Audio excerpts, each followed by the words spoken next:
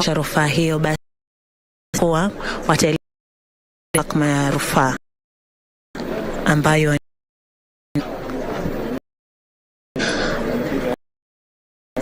tengene ambayo inaonyesha ya kuandaa rufaa ambayo inajulikana motion sasa tusubiri tuweze kuona kama wataweza kupe. Kama nilivyokuwa nimekujuza hapa awali ni moja kwa moja mbashara kabisa kutoka picha ambazo zinaonyesha mawakili wanaowakili Kenya Kwanza mrengo na hapo ni Adrian Kamuth yuko kilo 10. Kule nyuma pia tumuona wengine kikosi kizima stakabadhi chache hapa na zikaweza kupokelewa wa mahakama ambaye yuko ngangari kabisa yasubiri stakabadhi imeweza kuwasilishwa na wale zishachukuliwa. Wameweza kutueleza kuwa hapo nje kuwa wanawasubiri wenzao waweze kuleta na bila shaka baadhi ni mawakili ambao wamekuwa zikiletwa katika mahakama leo kupinga uchaguzi 2017. Tuliweza kuwaona bado tuwaona hapa. Vile tumeweza kuona kuwa tume ya uchaguzi na mipaka hapo awali tuliweza 2017 alikuwa mwanasheria Gai katika kesi hiyo, basi aliweza kujumuisha aliweza kuwa amekascure 7, lakini kwa sasa kwa koti bali atakuwa anawakilisha mweza kushtakiwa katika rufaa hii ambapo zina mipaka IEBC. Vile tupo la majaji wa mahakama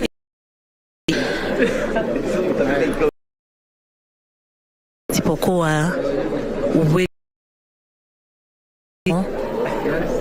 wameweza kusikiza rufaa iliyokuwa imewasilishwa mwaka 2000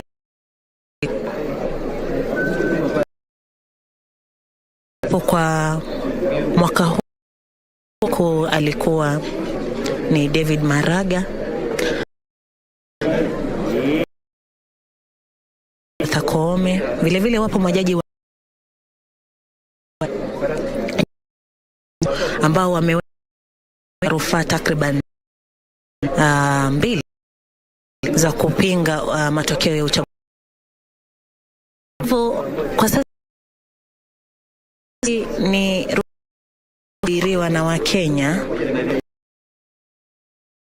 sana kutaka itakavyoenda, manake hawataki tu kubatilishwa, vile wanataka mahakama hii ya upeo kutoa hukumu ya kura hizo zilizopigwa zikahesabiwa iwapo tena za kurudiwa. Na hapo awali tuliweza kuona tume ya uchaguzi na mipaka na mkurugenzi wao waliweza kufika hapa leta baadhi ya stakabadhi ambazo zilikuwa na tukaweza kuzungumza uchaguzi na mipaka IEBC na makamishna ambaye waliweza wao wako sawa kabisa. na shughuli nzima ya uchaguzi walioifanya kwa maana kila kitu kilikuwa wazi. Waliweza kuwajumuisha malengo mbalimbali.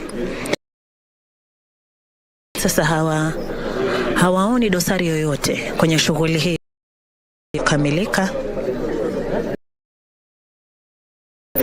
na hapo baadaye basi wakaweza hayo ambao waliweza kuyatangaza tarehe 15 mwezi wa 8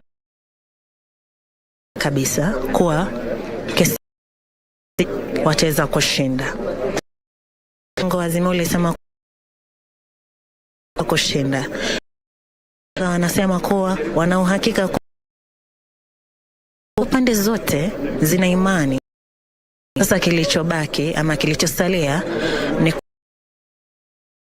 mahakama ya upeo kuweza kuona, kuweza kutoa hukumu gani wanatarajiwa kuweza kuangazia kulingana kama inavyotakikana. Kama dakika kwa na dosari yoyote, basi wataweza kuhesabiwa, kura hizo ziweze kuhesabiwa, ziweze kudhibitishwa tena, siweze kutangaza itaweza kutangaza mshindi, za kuagiza tume huru ya uchaguzi na mipaka iweze kutoa cheti na kutangazwa na tume ataweza kutangaza upeo. Wale mtazamaji, pia tuliweza kuona bao uliweza kujumuisha tu ambazo zilikuwa zimeletwa hapo awali, ikazijumuisha. Hapo awali tuliona kwa zili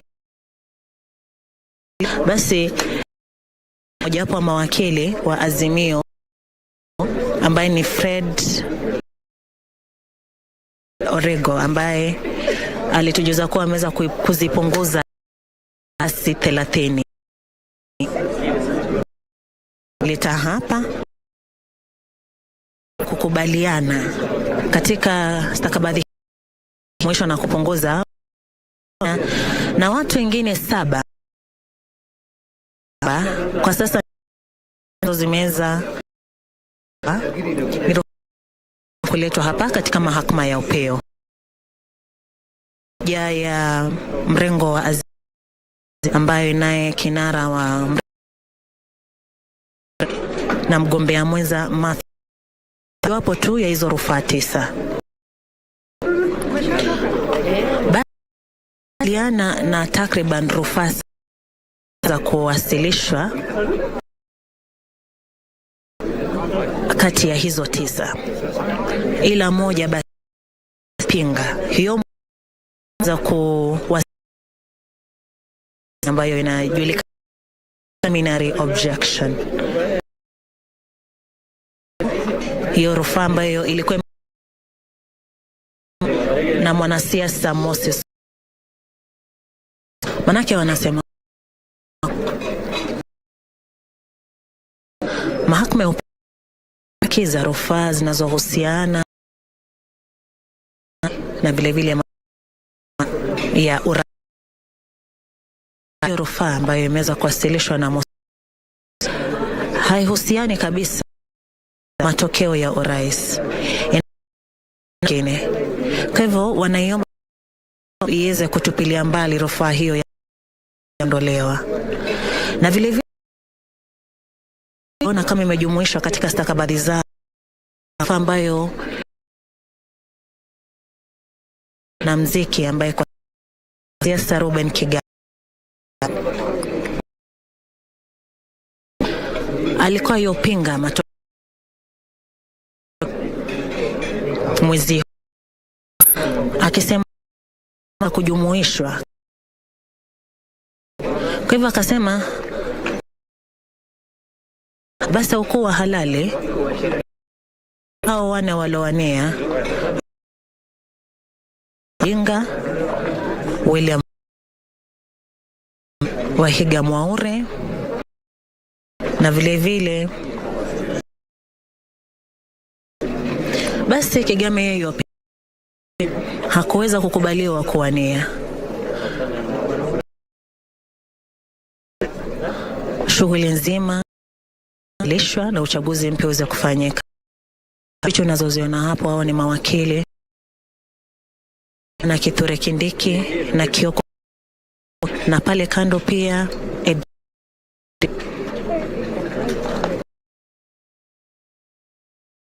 hao mtazamaji wenzao wameweza kufika hapa pia kuweza kuwasaidia kuleta endelea kufuatilia. Kweli wameweza ndo hao wakiongozwa.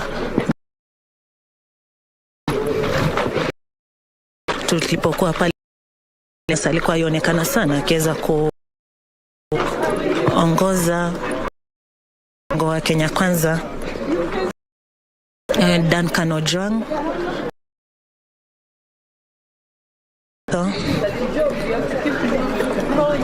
Kioko Kiloko, Kithure Kindiki, ndo hapa basi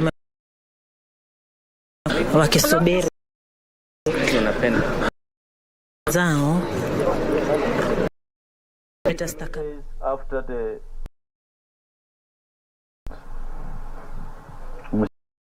you fondly knew him, conducted elections in the Embakasi East, a station from April. For his last Mr. at the IBC, first been appointed as letter for kilometers in 2010. He was later in 2013, Machakos Town and Kajiado South in 20.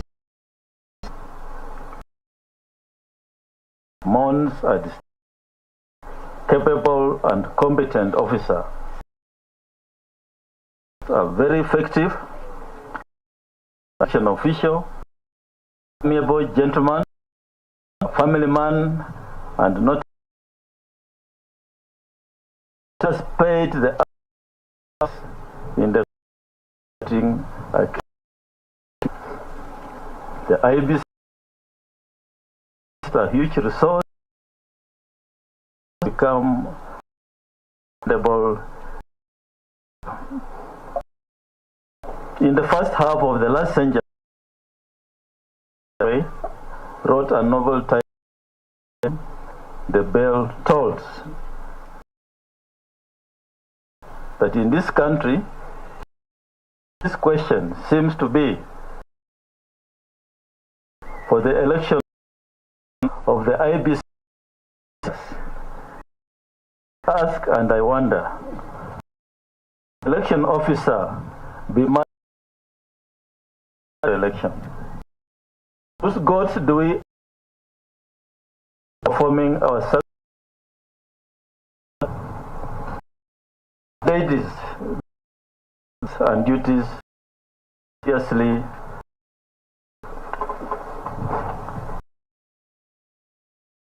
We lost our ICT manager a week ago.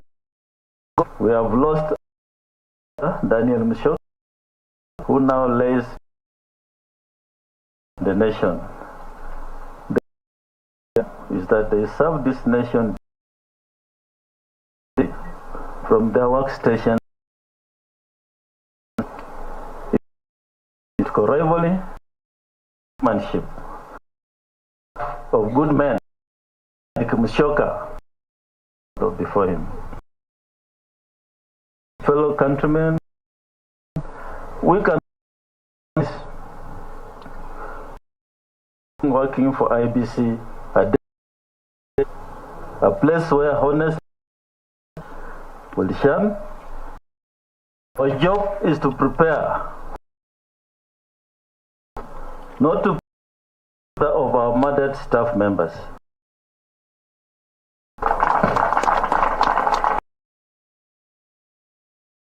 Prepare for not to be prepared bearers of murdered staff.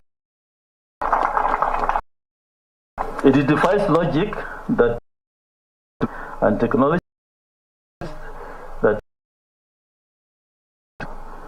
they have not been able to our staff lived their constitutional and operational calling, investigations to see tragic murders. As these murders remain unsolved, they will not only create an environment, culture of intimidation, embolden the impunity of the perpetrators of these heinous. Serving an IP, such a vital institution in our constitutional order and should not be an inherently hazardous occupation. If the staff and commission vehemently protect, the institutions will decreasingly attract and women of integrity or democracy. My fellow countrymen, if we do not stop,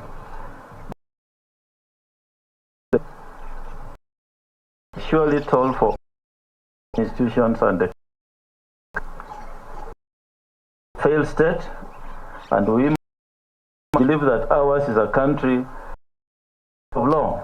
Can the election period in the interest of justice, of the families, as well as our institutional interest, as IBC, a comprehensive statement of these matters.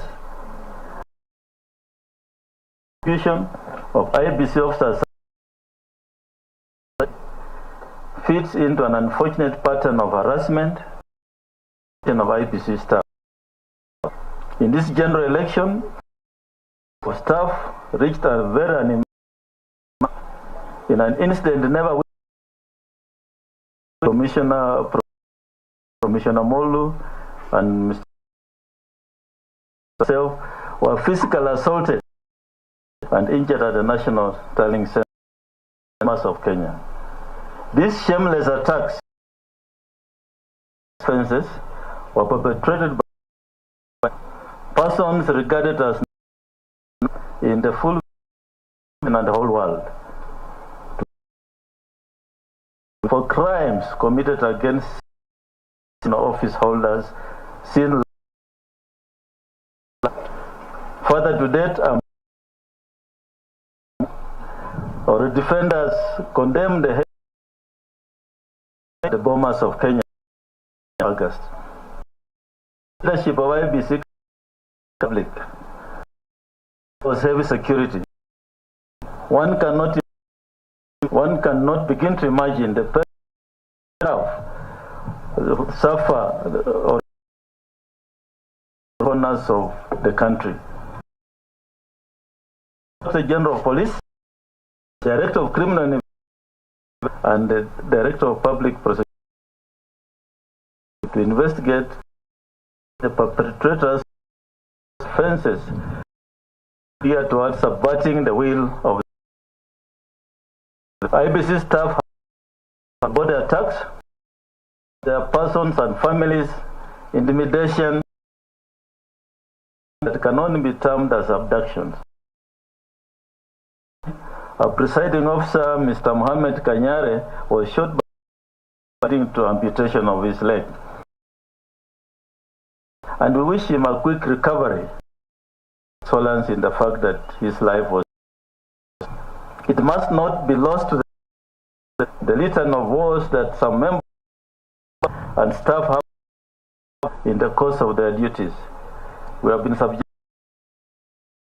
to profiling and relenting in the social, including the and fake social media accounts of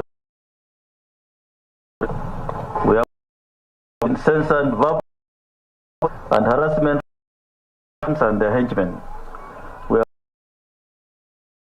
and at polling centers where lives my fellow and women this brutality by leaders with the aim to sound order. It gravely offends and undermines our sense of humanity. Respect, it's wrong. It must stop. Elections are not and they are merely a democratic. I wish to most from the bottom of my heart and brave members of the Commission who defend democracy in the face of adversity. Men and women who choose when turning back was a more comfortable and safe for virtue, even as they were tempted by masquerading as leaders. I shall look who exhibited deals as a communist. For our country, we must, for this is the true price of freedom and liberty. No one thinks that and run, they are mistaken. A mandate and the oath of office and pledge to discharge abilities. To the Daniel, Mrs. Tabitha Mbolu, Prince and Isaac, Zuki, and the entire family, on behalf of my family and on behalf of the entire IBC family, there are no words that can diminish, but please receive my deep and those of the Commission and tell that Musyoka died defending independence and impartiality while serving this country. Indeed, your husband, your son, your brother died a hero. Be assured that his legacy, his service deeply appreciated, recognized by the Commission. The world may take little note as Musyoka, the unsung heroes of our time. Honesty and integrity is not a common.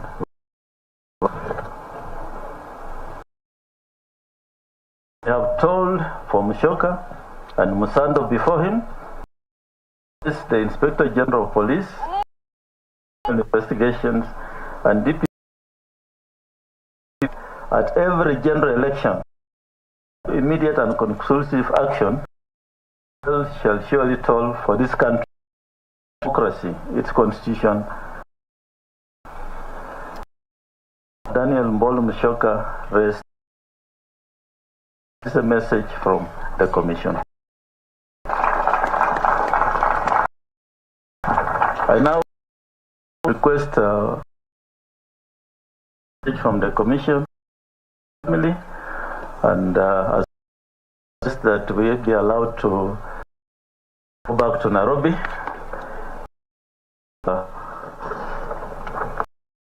Duties to do and for coming in large numbers with the family.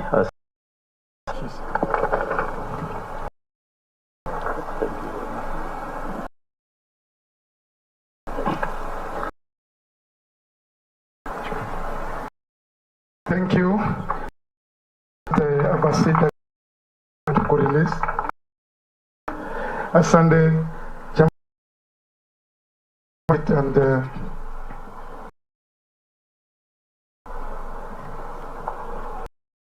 Asante sana. we have had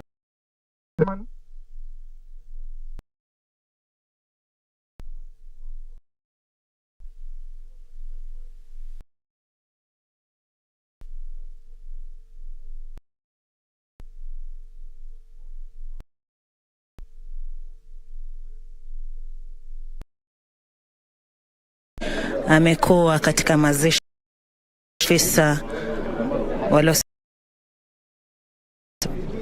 ambapo amekuwa tu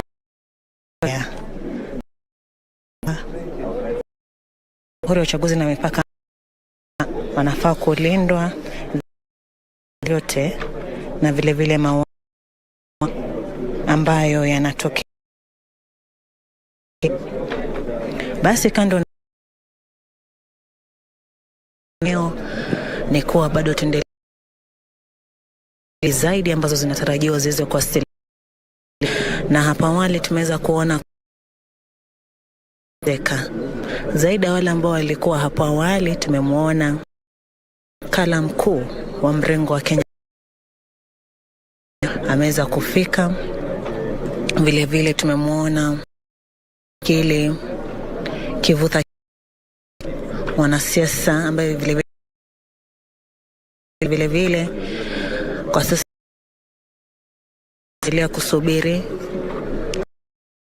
wakiendelea kusubiri stakabadhi hizi kama walivyokaa pamoja Kioko kilo 10, tutamwona pale Veronica Maina, Gladys Boschole, baadhi tu ya watu waliofika mrengo wa Kenya Kwanza. Jibu ya ilishwa na mrengo wa Azimio walikuwa wamepewa yao kutokana na rufaa hiyo, na siku ya mwisho ya kuwasilisha ama majibu haya kwa ni hapo kesho, siku ya Jumamosi. Kwanza ama UDA lisha majibu yao hii leo. Tunaotarajia ni washtaki hii ambao ni makamishi IEBC ambao wameweza kushtaki vile vile Fula Chebukati na vile vile tume hii mipaka IEBC vile vile imeweza kushtaki. Basi kuwasili hapa leo, basi kesho, manake kesho kabisa ya kuweza kuwasilisha majibu. Tunatarajia tuweze kuona mtu yeyote za kesho katika rufaa ambapo wanajulikana kama marafiki wa kote, kulingana na hukumu iliyotolewa mwaka 2010 hii ya upeo. Waliweza kusema kwa hapo unataka kuwa rafiki wa kote, pinga matokeo yaliyotangazwa, basi itabidi uzingatie jambo moja pekee, moja kabisa. Ukijihusisha na mambo mengi, huyo ni ile, basi utajihusisha na mambo za dhambi lako halitakubaliwa. Na mojawapo tu ya vilelezo vile iliyotolewa na mahakama ya upeo ya mwaka 2017 kuweza kujumuisha katika rufaa hii, waweze kuzingatia ndipo kuweza kuwa kama amicus curiae rafiki wa kote. Rufaa kama hii ni kuweza tu husiana na hachukui upande wowote, haongi wale waliowasilisha washtakiwa, yeye huja maelezo zaidi kuhusiana na sheria. Itu ya wale waliokubaliwa mwaka 2010 hapo awali kuwa mwanasheria ambaye kwa sasa kwenye rufaa hii anawasilisha tume huru ya uchaguzi. Inatarajiwa ya kuweza kusikiza ombi litakalowasilika kujumuishwa na vile vile za maombi zaidi ambayo ataweza kuwasilisha pande zote husika, ambazo interlocutory applications ambazo siku ya Jumatatu wataweza kuona kama watakubali ama watamkubalia yeyote. Baada ya hapo siku ya Jumanne ambacho kinajulikana kama pre-trial conference. Hicho jopo hilo 7 wakiongozwa na Jaji Mkuu Mbete Mwilu na jaji wengine wa mahakama ya upeo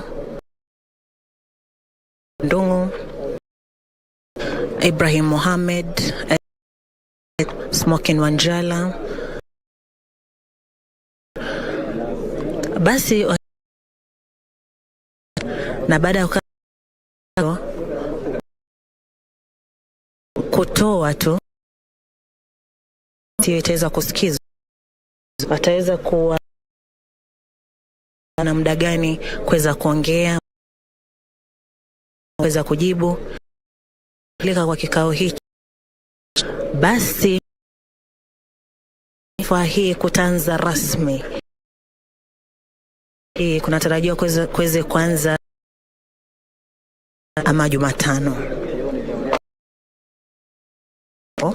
Hukumu basi inatarajiwa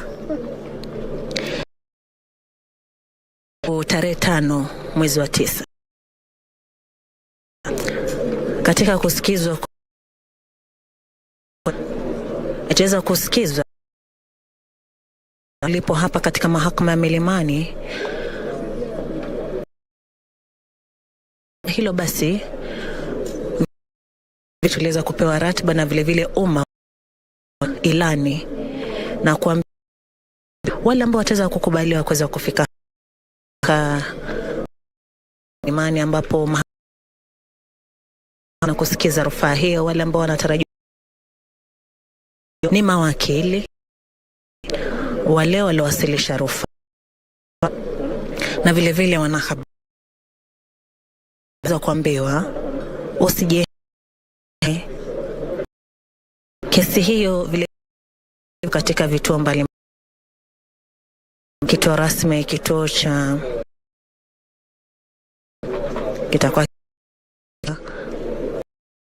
moja kwa moja jinsi ambavyo kesi hiyo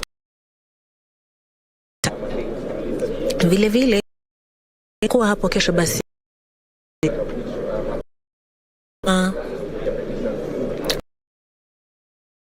ataweza kufika hapa kuweza kuwasilisha majibu. Wanatarajiwa hapo kesho, hapo tolewa hapa katika kwenye ilani hiyo. Basi waliweza kusema kuwa kufikia marufuku mtu yeyote iwapo hauna stakabadhi na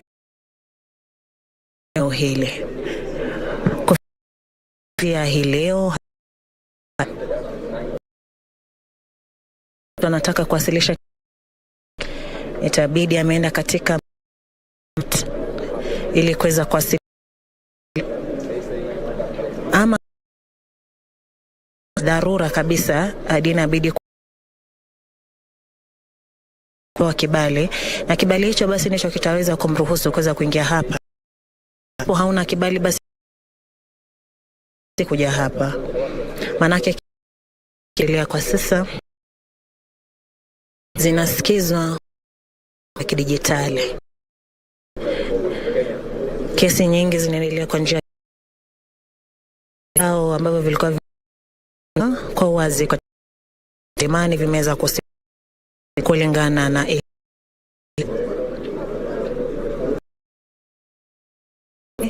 kwenye ule naona tu wa idara ya mahakama, haswa kitengo cha mahakama, unaendelea tu kudhibitisha zimeweza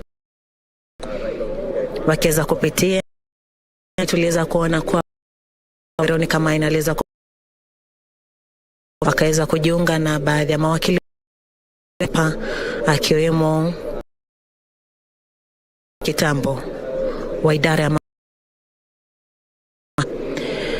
na vile vile yupo alikuwa wakala mkuu huo wa Kenya Kwanza,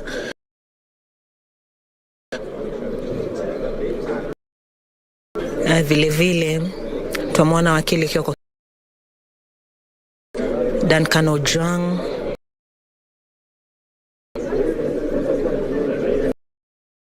pamoja na mawakili wengi sana wako hapa silisha. Na ikumbuka mahakama ya upeo vile vile tukifuatilia kisheria ni kuwa mahakama ya upeo peke yake ambayo weza kusikiza rufaa inayo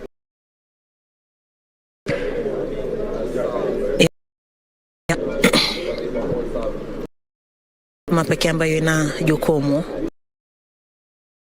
za rufaa zinazoambatana na kupingwa kwa basi akasema kuwa iwapo unataka siku 7 kuweza rufaa yako, na rufaa inaweza kuwasilishwa hapa ni rufaa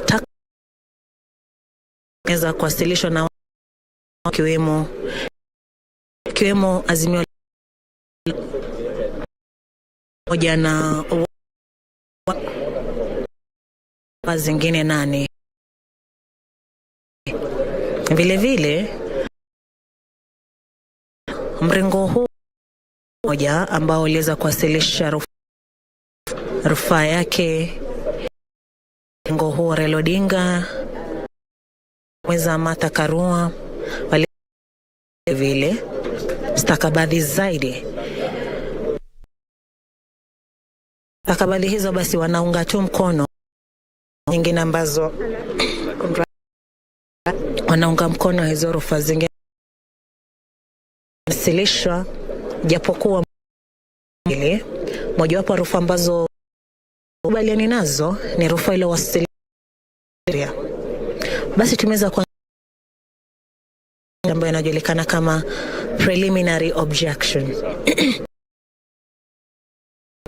Stakabadhi hiyo huwa rufaa hilo wasilishwa na rufaa hilo wasilishwa kusikizwa kwenye mahakama ya upeo, kwani mahakama ya upeo inajukumiwa tu pinga wa rais kwenye preliminary sema kwa mahakama hii does not have jurisdiction, ina jukumu la kusikiza. Rufaa moja ambayo pia tumeweza kwa stakabadhi ambazo ni ile rufaa kwenye rufaa pinga matokeo haya hakukubaliwa kuweza kushiriki ama kuwania ama kugombea, kwa sababu hakuweza kukubali rais, basi shughuli nzima ibatilishwe, ndipo pia yeye aweze kukubaliwa, itaruhusu uchaguzi. Ikumbuka kwamba kulingana hapo mahakama ya upeo itaweza kubatilisha uliofanyika tarehe 9 za rais. Uchaguzi unafaa kuandaliwa kwa takriban baada ya hukumu ya mahakama basi za kukataa rufaa hiyo lokuwa ametangazwa kuweza BBC ambaye ya mrengo wa Kenya Kwanza William, basi yamaanisha kwamba ataweza kuapishwa na hapo kama basi hicho ni kikosi kizima. Tawaona wale mawakala wa mrengo wa Kenya Kwanza, tamwona Veronica Maina ambapo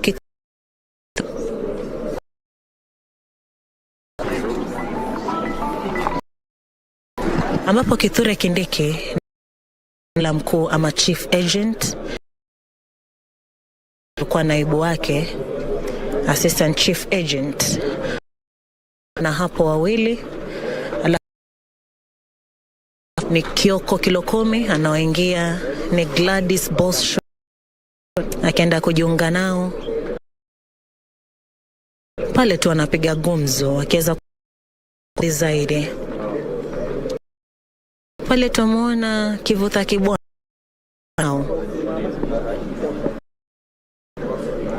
tumeweza kuzungumza akaweza kutujuza kuwa wataweza habari pindi stakabadhi, lakini walipokuwa wakipeana stakabadhi kondo wa pili na kuwa kuna vitu ambavyo viko mfumo wa kidijitali idara ya mahakama kama inavyo, basi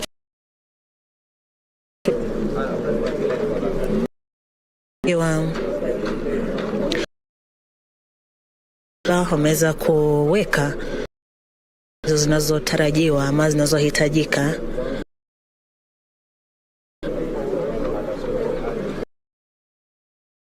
mahakama.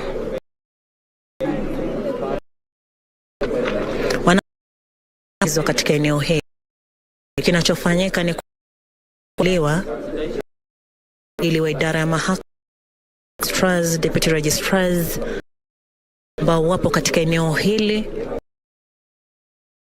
liwa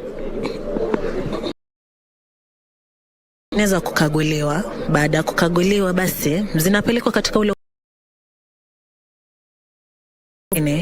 kinachofanyika pale basi ni kuwa liwa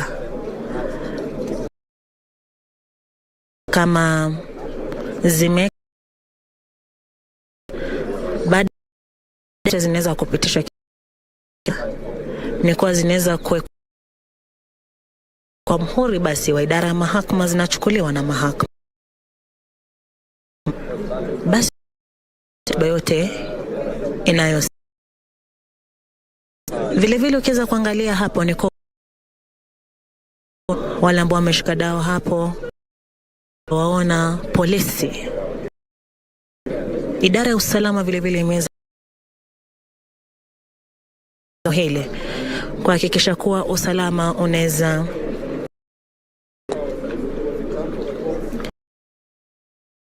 ngare kabisa. Kutoka tumeona wale wanaoitwa vile hapo awali tuliweza kuwaona GSU wamekita kambi ili siku za hapo awali. Basi wapo wale wa SWAT ambao and tactics, vile administration police. Basi inamaanisha katika mahakama ya Milimani umeweza kuhakikisha kuwa shughuli hii kuharibiwa na mtu yoyote, na vile muda mzuri ngatiwa kuwa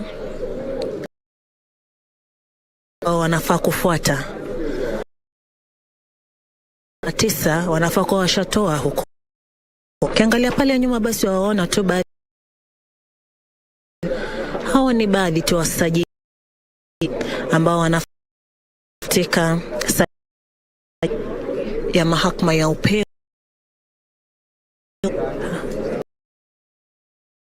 za kudhibiti na anaweza kuletwa katika eneo hili.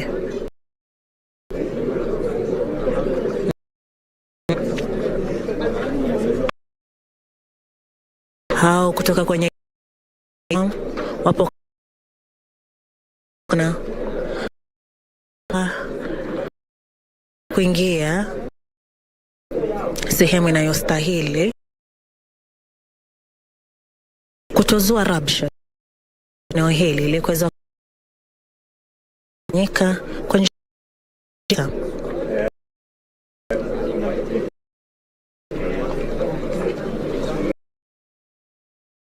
vya mawakili Kenya Kwanza unaowaona tutamwona akiweza tu kuzungumza baadhi ya mawakili wengi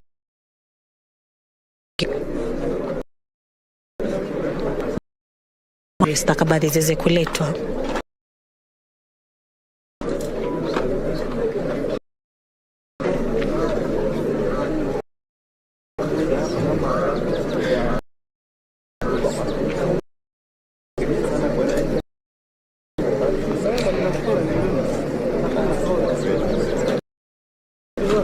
Hapa awali tuliweza kuona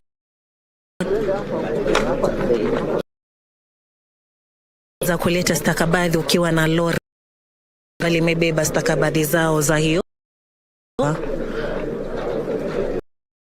hapa. Basi hatujui kama Kenya Kwanza wataweza kuwasilisha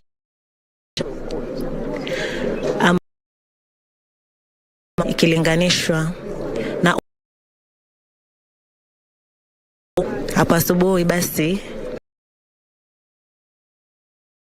ile mmoja wa mrengo huo wa Azimio yajulikana kama Fred Orego, ambaye Orego aliweza kupunguza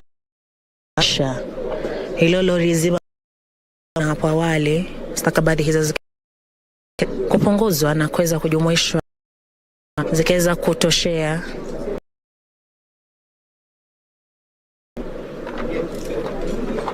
basi choki kitabu ndicho kitaweza kutumika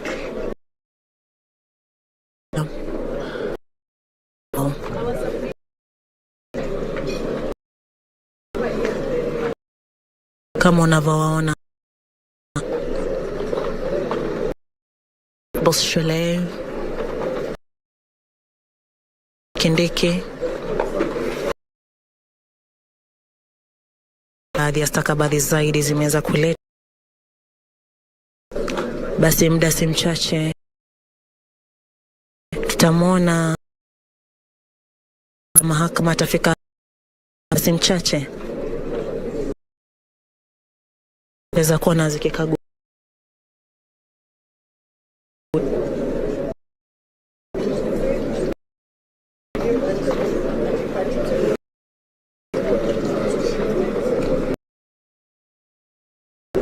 ndio hizo baadhi ambazo wameweza kuleta hapo mezani, ambapo baadaye zitaweza kuchukuliwa jawapo wasajili wa idara ya mahakama ambaye ataweza kukagua kama zimeweza kuafikia vigezo, kama basi wameweza kuafikia basi vitaweza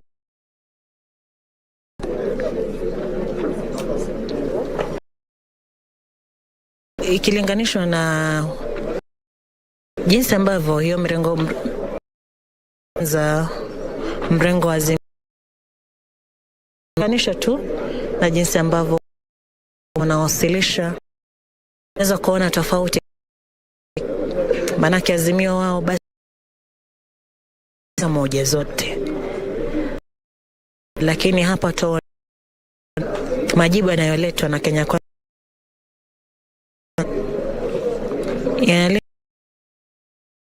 si kwa ujumla, manake za kuona kiliweza kuletwa kiongozwa na Boss Shule kilo 10 akiingia, alafu tuko na chache ziki alafu vitwa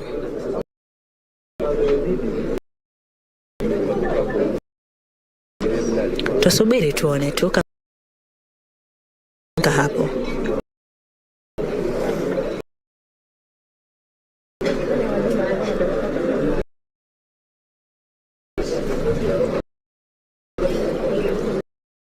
Kwamba kesho ndio siku wa Kenya Kwanza kuweza kuwasilisha kwanza peke yake badara kunradhi pia EBC na makamishna uchaguzi na mipaka wameshtakiwa katika rufaa hiyo.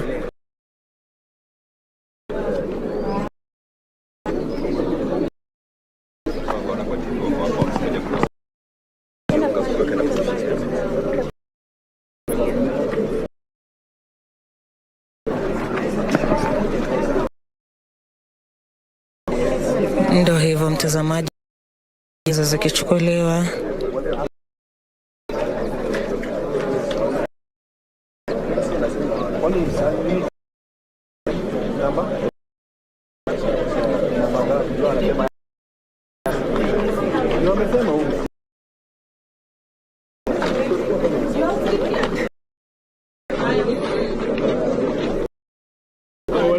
So where do we get you? Basi wametoka walikuwa wameleta stakabasi basi sijui kama wanasema kwa wachukua stakabadhi zetu, basi wamesimama nazo hapo nje.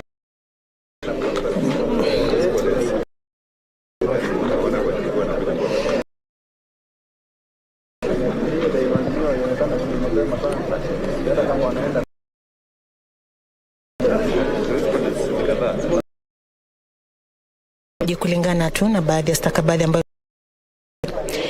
tumeweza sasa kujua majibu haya yaloletwa Samoei Ruto. Kumbuka kwamba yeye ndiye alikuwa ametangaza kuwa ameshinda 5 mwezi wa 8. Amezipata kwa sasa ambaye ni mshtakiwa wa 9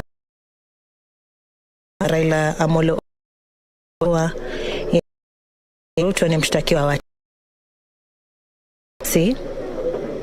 hawa hapa na vile vile stakabadhi ambazo waziona hapa ni stakabadhi za William Samoei.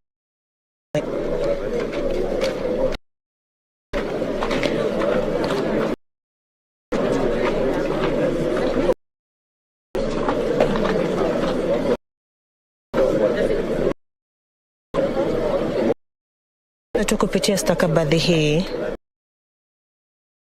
kuwa yeye ameweza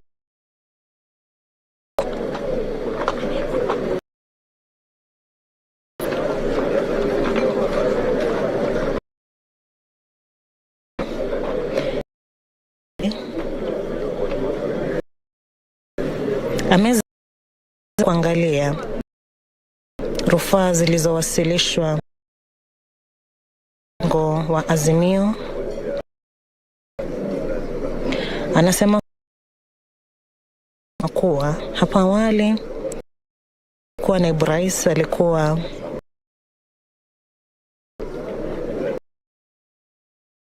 naibu waziri bunge la Eldoret North.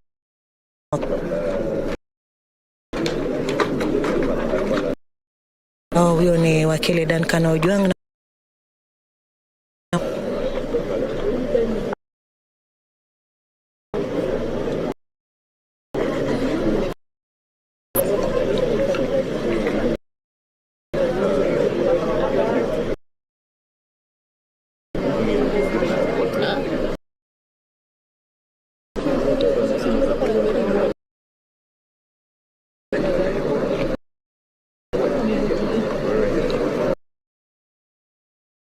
ameweza kuangalia iliyowasilishwa kwa maneno yake kama alivyonukuu hapa. This is akin. Is that akin to William Shakespeare's famous words of sound and fury, signifying much ado but nothing.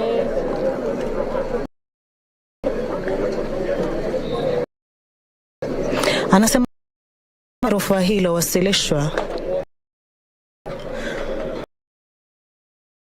Matakarua makuwa hayambatani takwa ya umma.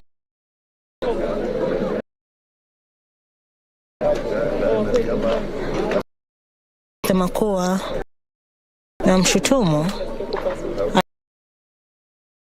alilisha rufaa katika chaguzi zote zilizofanyika. Sema kuwa akiangalia nchi inaendelea baada ya kutangazwa na maisha yao. Amani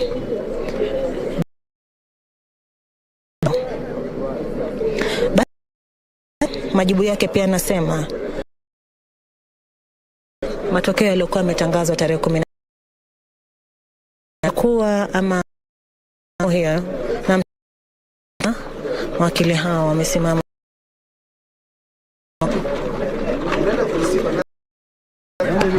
kuna wheelbarrow imefika.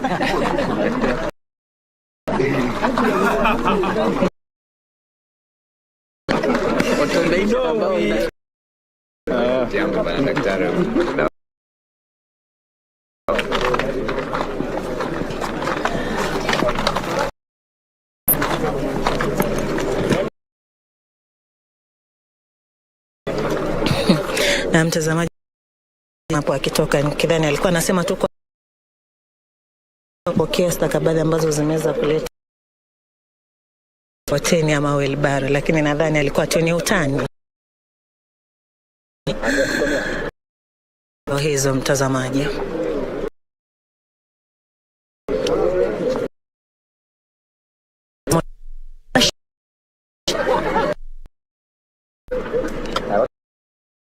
Mkuja nyuma.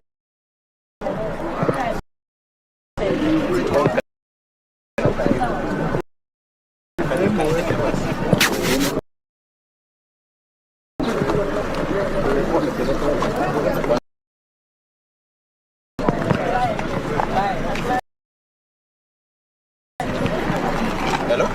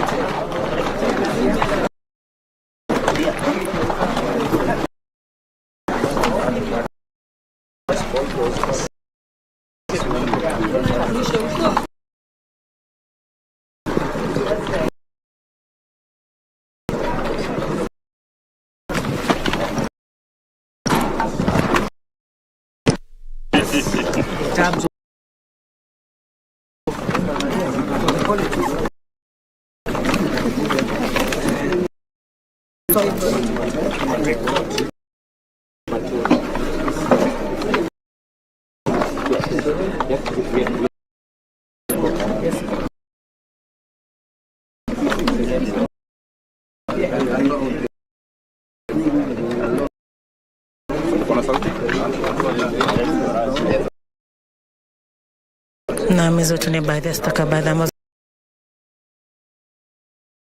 kwa tena wa mawakili wa mrengo huo wa Kenya.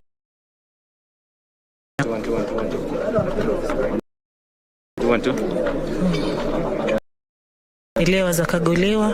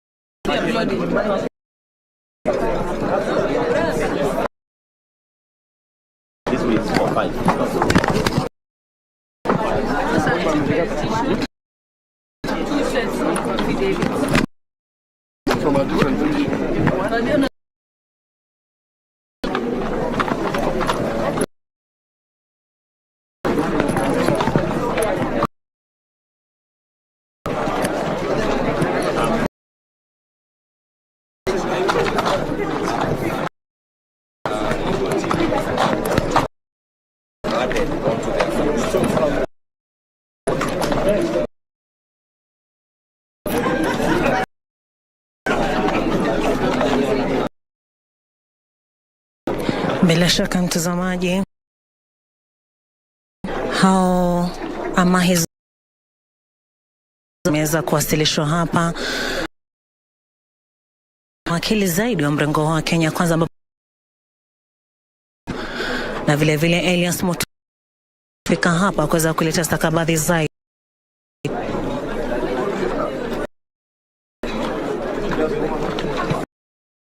Basi inaonekana kama kuleta stakabadhi zote zinazohitajika.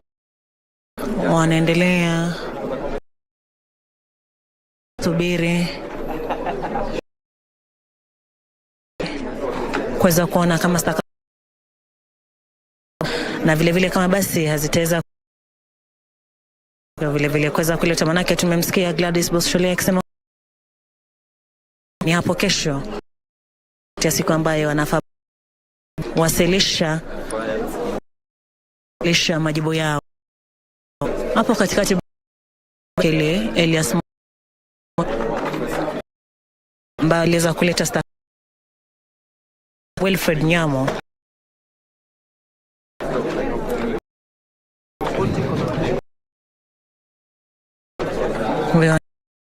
Motho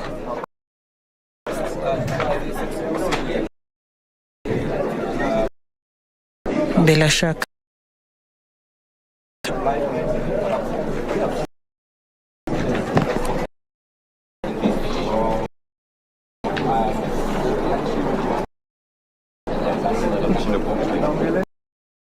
tutaendelea tu kusubiri kuweza kuona kama stakabadhi zote hii leo ama hizo ambazo zitaweza kusalia hapo kesho, manake kuweza kuwasilisha stakabadhi hizo. Baadhi ya majibu ambayo wameweza kuleta hii leo na majibu yao wakiweza kuangalia rushwa, mrengo wa umoja ni kaida.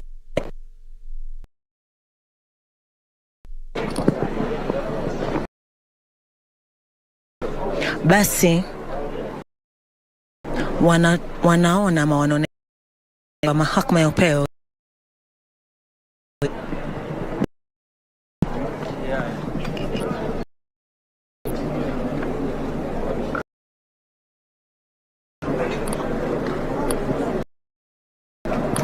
vile ameweza kusema kwamba ameweza kutajwa hapa katika rufaa hiyo, kwani kilinganisha kuwa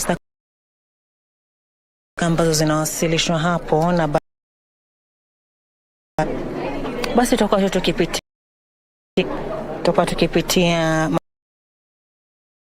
ambayo ina takriban kurasa 256 kuweza kutaka nini.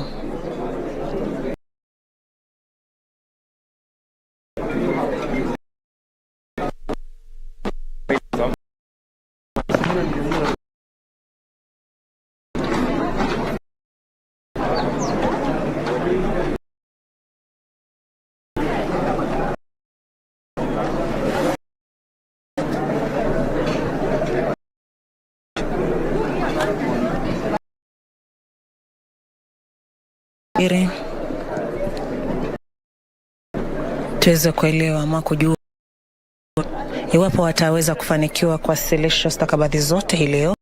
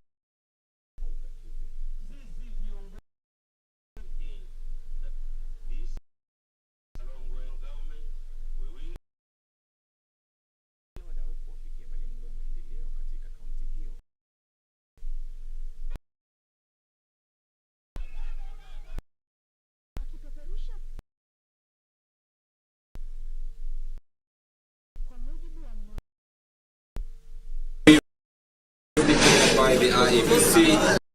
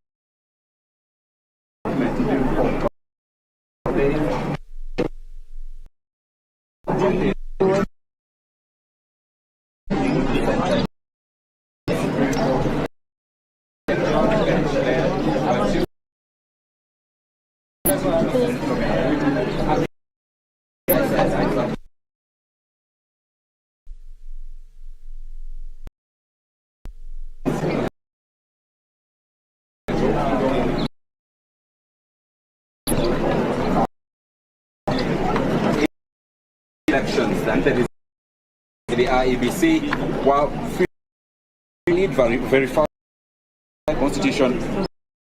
So all our eyes in the next couple of days gives us this live pictures from. We'll be here from the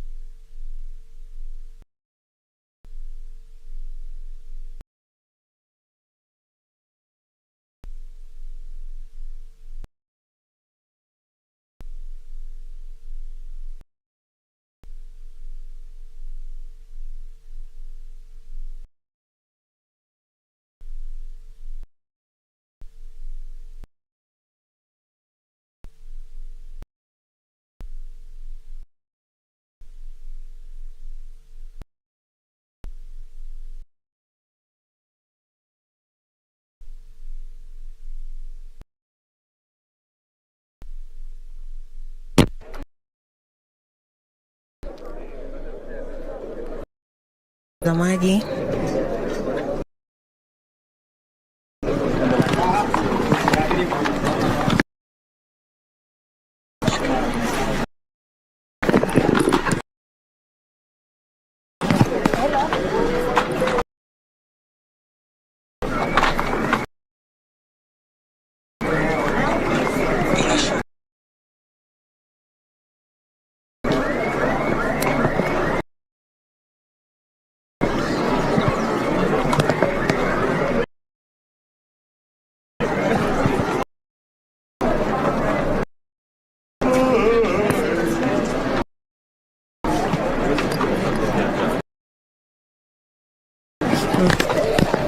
Bila kama tulivyokuwa tumekujuza ni kuwa stakabadhi ambazo zinaendelea kuwasilishwa wale mawakili wanaowasilisha William Samoei Ruto ambaye ndo alikuwa ametashinda mwezi huu. Basi kufikia mawakili ameweza kutujuza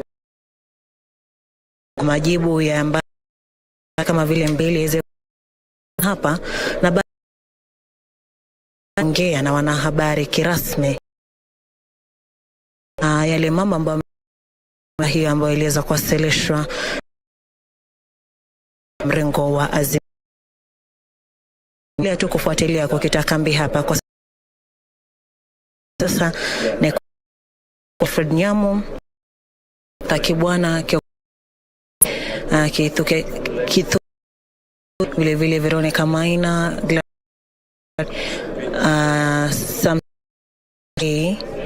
hao tu ni wakili wa Kenya Kwanza ambao wameweza kufika hapa kuweza kujua wamewasilisha nini kilicho kwenye majibu haya ambayo kwa mwenzangu Zainab Dioni. Pindi tu stakabadhi wasili kwako Zainab.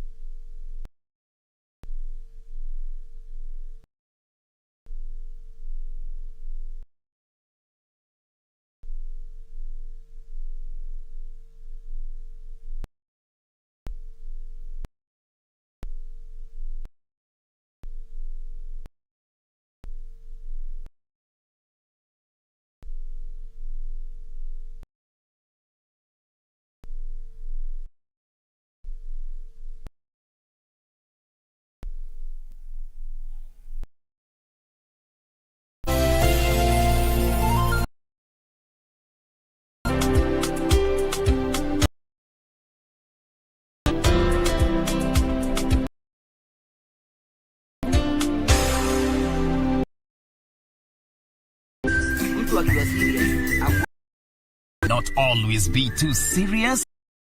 What's up here?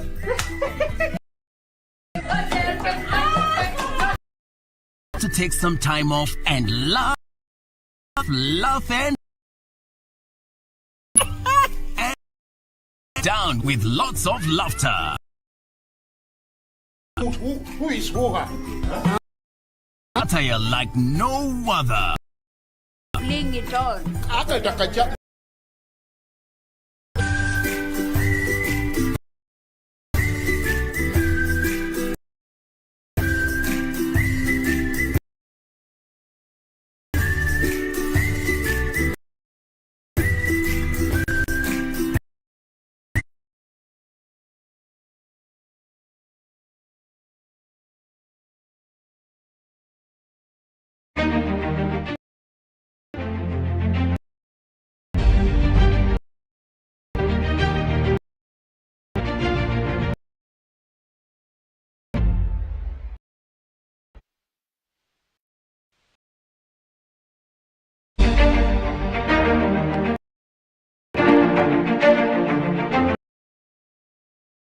Karibu tena mtazamaji, ni Kivumbi 20.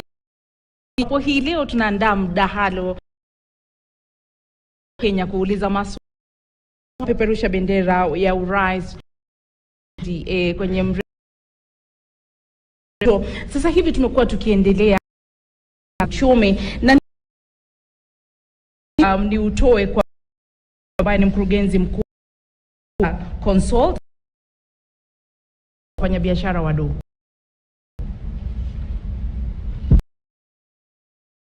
Kenya is regarded as we've seen which are businesses that technology to solve problems. We have Kenya performing index startup ecosystem of big tech multinational, your Amazon, your Microsoft, etc. But I want to ask is, do you have for Kenyan startups who's found a way of, hyacinths to biogas, from where, who's discovered a way husk, building material. If you look at your pillar number 5, which is innovation, the focus there is, adding, which foundational, but address the challenges that are facing in the counties. Victor, you're right that in the rating as an innovation hub, for example, and all the other, not only gone international, but they have really served. And I hope by the next speaker is going to be only men speak.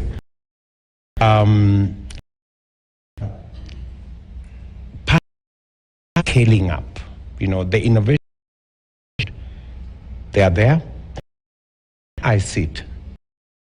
The talent should actually be further than where we are. The reason why we addressed the foundation, providing the digital, so that we can drop in. Today have no access to internet. They know their talent, work with information that they in that space, in their talent. So in two ways, we are addressing on that. We don't limit that space at the moment. Innovations, but 1% of the innovation from the young people around in our country. Want that, so we are deploying, to make it much more, so that every market we have, say, 4,000 markets, almost 20 schools, and have diversity and people digital space. But we have also carefully, we have also said a person go to startups, will go crowdfunding, go to is around raising capital that we can profile what talent that the constraint norms, even when has a certain innovation, utilize it, and many at gain, and then it is profits go to many other. We have said billion shillings that is going to be available for a good in bringing out. Can leverage, capitalize the. So we are sorting it two ways: providing a wider net for more people, and number two, for provide to capitalize what they are doing. And lingine la mwisho kabla tuingie na Mai wa Jua Kali Federation ya wafanyakazi. Your Excellency, the Jua Kali sector has been in as a forum for our industrialization. Has been attempts. When we look at our Kenya Vision 20, there has also been attempts to as well. Your Excellency, we one of our is a wheelbarrow. Oh, yes. We also, there is a wheelbarrow that comes from China with the Chinese. So, and we have interrogated. In 19, you have the infrastructure and capacity building. If you go any country, so that means that we have about 500 designated and allocated, almost 80% of proposal to allocate in each infrastructure going to come from go the same way that those other. Since you call it a transformation for micro and small enterprise, how long estimate that this transformation take, and what is one indicator? Is it possible that we can export China in your term if you succeed? Thank you very much. Wambua, is it? Wambua, very much for asking some question to us. The Jua today people, maybe slightly a million people, and that we have saved for our mobilization plan. People who already have skills. They are lacking is equipment, space, and market for what they are doing. Several areas. If you look at, we are looking at participate more in some catalysts for our. How do we standardize housing products? The Jua Kali can produce. We have a standard door holder that the Jua Kali mass and make reduce the cost of our building infrastructure. If you produce doors and by up to 40% to designer doors for every house, every door, and the cost is the cost of a designer. But if we want, we can scale up the Juakali. That's number one. Number two, we are looking at other products that we can do. We are targeting textile because these are value jobs we are looking for. Let me give you an example. We are importing all the shoes who are going to school. What will decide that in every county going to make the shoes for our children? 15 million shoes every for our kids who are going to school. That's a huge industry. To hire there 200,000-300,000 shoes just for our kids going. And we have said they are going to use Kenyan leather. Prawn today that is being eaten by farmers are complaining they don't know how to do. That's how we're going to do it. And for your information, I personally visited now. He is turning old, you know. So that whole Juakali sector, the place we are going to do our textile industry, over construction industry, and it's just lack of equipment. Sometimes it's very expensive. In fact, for example, this place in Karen, and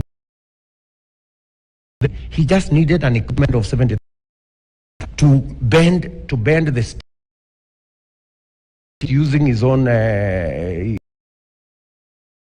forever. So there is given to the Jualakali sector easily double the number of people who are serving in the Juakali sector. And we have said that we are going to connect Juakali, and we are now give it a different name, not just our Tibets, so that as out of our Tibets skills are to scale up our Juakali. Yeah. That's the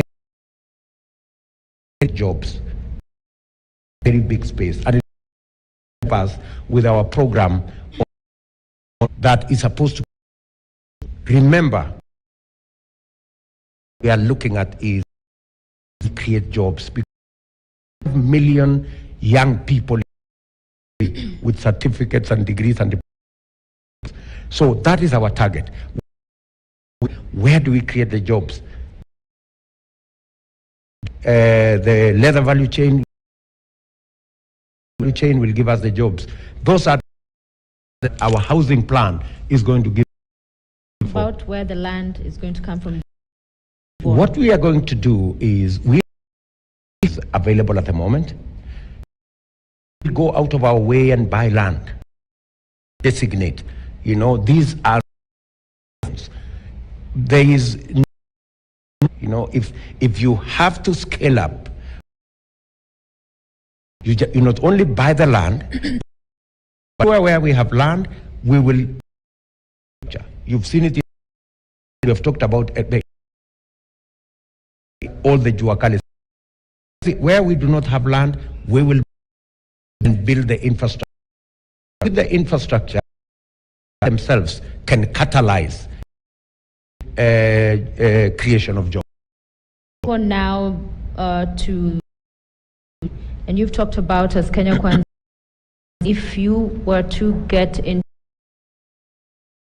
of your cabinet, then you have male on the other. That would be already, you had the opportunity to female running mate as the other 3 candidates have female running. Make sure it's 50-50.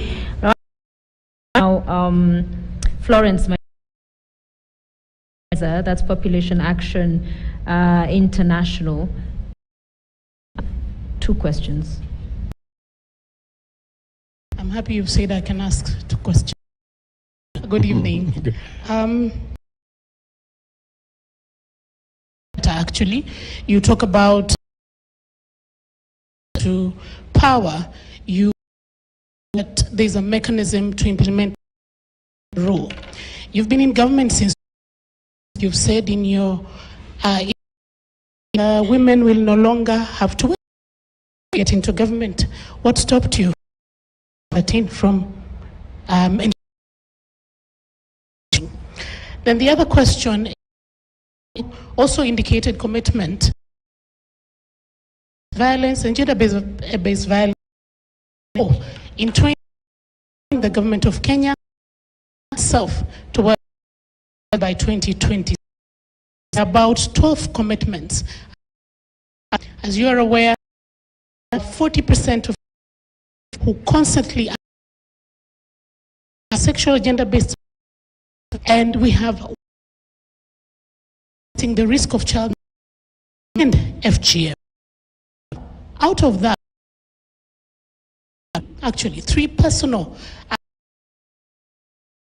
GBV, because as we live in a country where we are, and you mentioned in the charter that you will have a no, which will be within the to indicated in your chat. For me is that every women's issue, yet it is a society fighting the same narrative that is a women's issue. Thank you. Thank you very much. I didn't get your name. Thank you very much for your question. We are the coalition and worked on a women, meaning that about the women issues, to confuse with all the other issues. That's why we worked out a women signed, and I dare say coalition outlined a women's of issues that to women even issue, and I agree with you. Issues. In fact, a bit last night, and I told that lady, if I was a voter in for her, candidly about what, for example, and she said many women beaten by their husbands, and it's not, you cannot go. She said many actually, and they cannot perform as mothers. There is no way of dealing with it. That's really serious, you know. It says you cannot go and report your husband. There are real problems. Require attention. And we require office should be women-led. It is the wearer of the shoe where it pinches. This is necessary, and I disagree women leaders. It's we parachuted from somewhere. It's good to these challenge women issues, especially gender-based violence, about FGM and all the things that at a level which can be addressed at level, and at a level where whoever it is that is handling has ear. So, and I thought it was We are open to negotiate if you have. We are not saying we have a monopoly of. Ready to listen. We want because what we want to walk away with, the tokenism around women issues. To walk away from that, because many people say, oh, do this so that the women are happy. I don't want to go there and sort out real issues. I took that as a commitment. 50. It was a commitment because I have made it public. Can make such a commitment public. The issue, number one. Number two, we are going to develop a mechanism in very credible suggestions in our way, for example, she has legislative actually help us sort out even changing the constitution.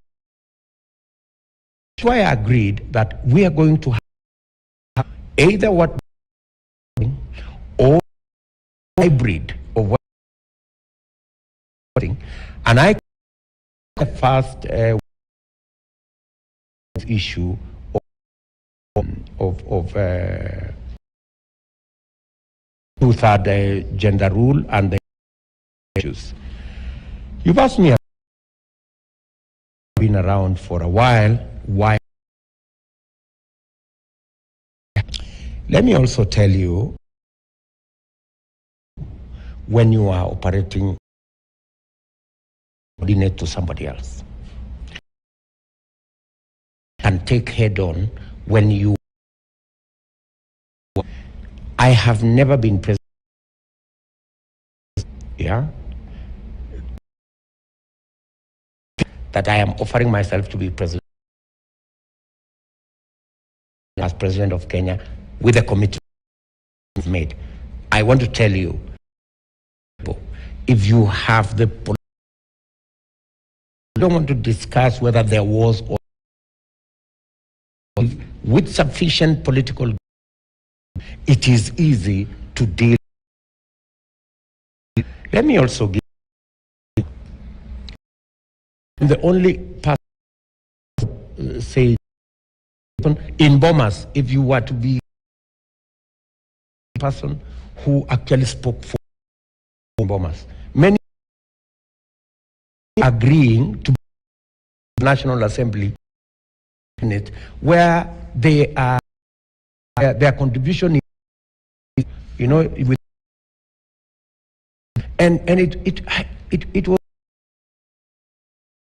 of women cannot weigh the position of women in the National Assembly and take. There is no financial influence the budget. They cannot do it. And unfortunately, we're supporting, even though the BBI grading their participation. Okay. I'm the only person who spoke for them and to speak for women. I believe in our daughters is a great example of what women can do.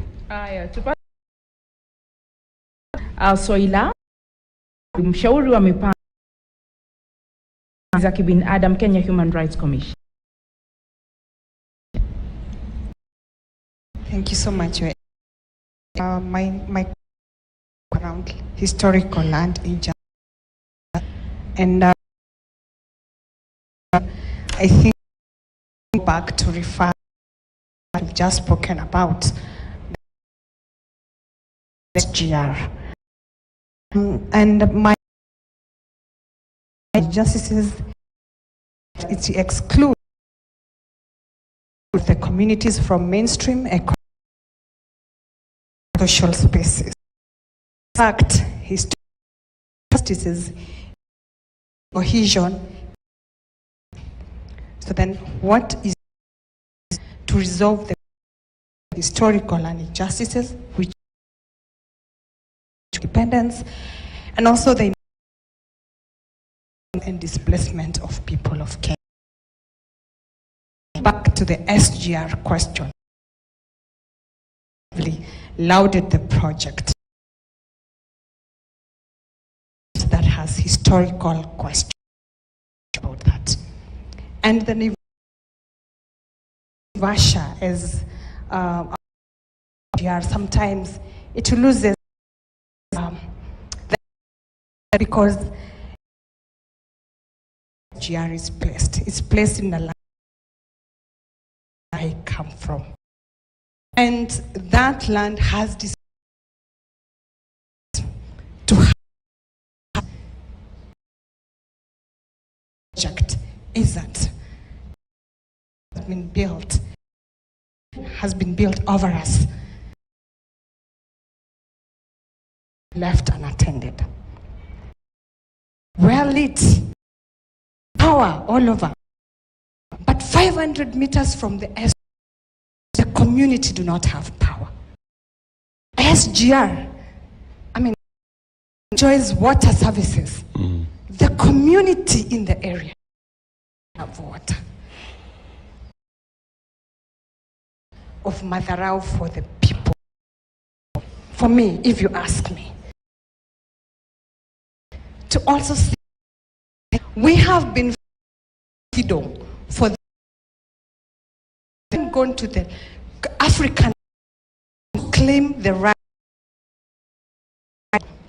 The government doesn't listen to anyone. In fact, when you talk about state capture a few masses of many others. Yes. Please help us see how land injustices will. Thank you very much. Irene? Thank you very much, Soila. Let me go back to where the question. We have the whole subject of settlement. Live in the as squatters. Say that like was when land using public resources settle Kenyans who had been displaced by the white settlers.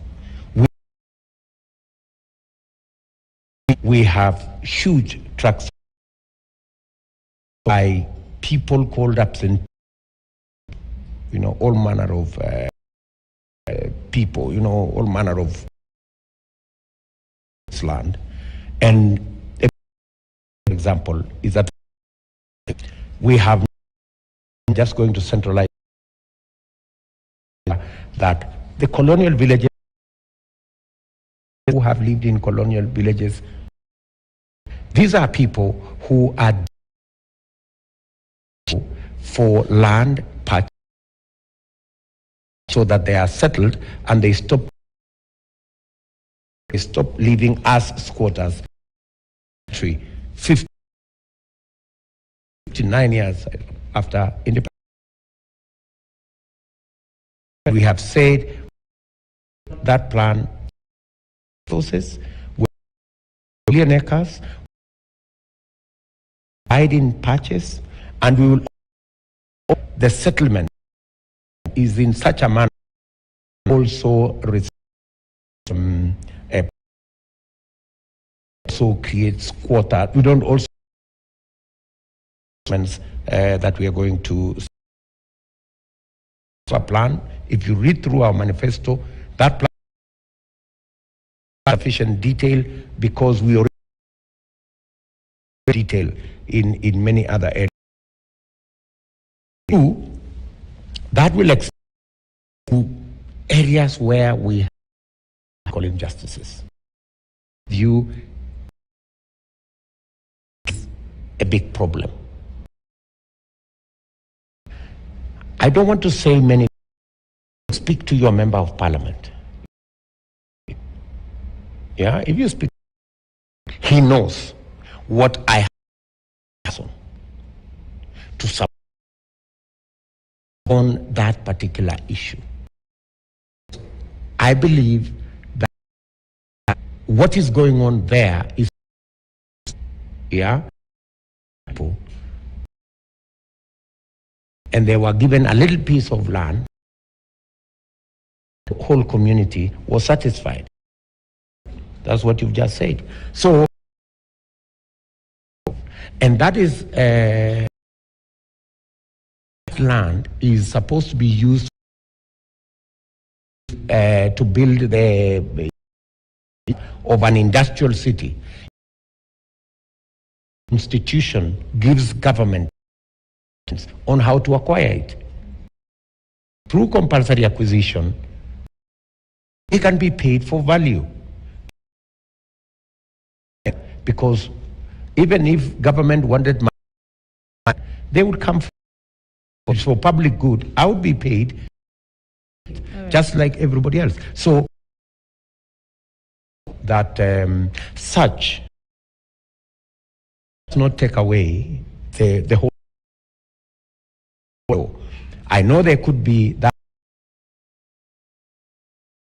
original concept of having SGR, of having an Russia on benefiting from,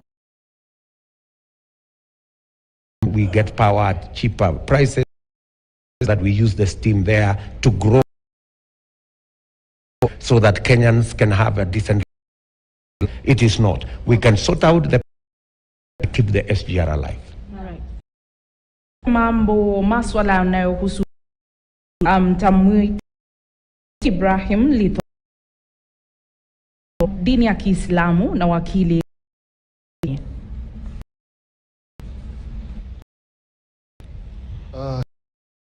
Mheshimiwa,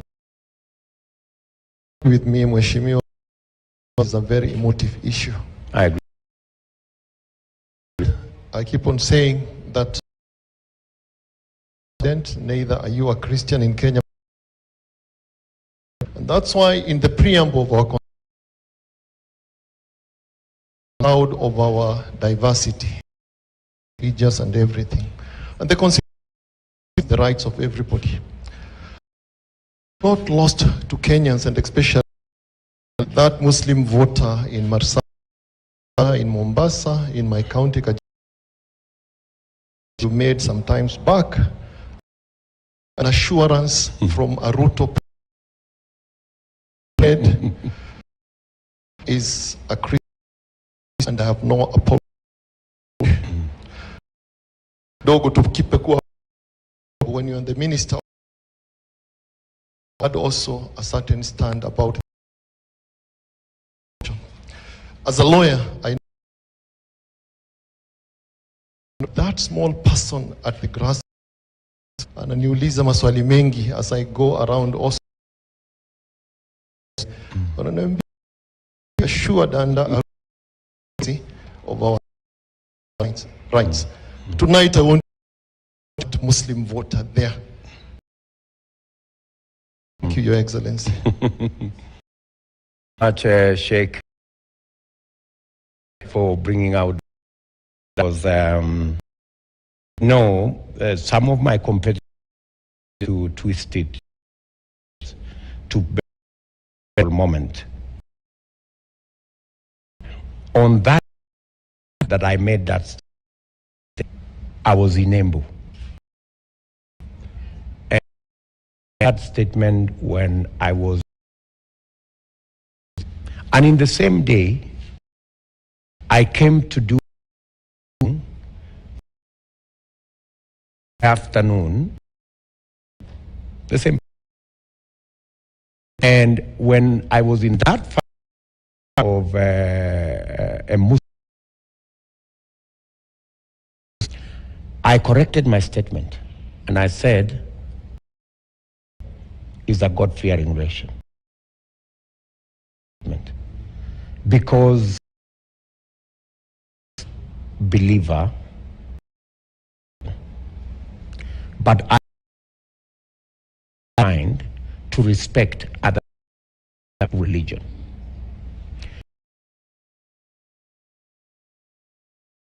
Telling some Muslim friends of mine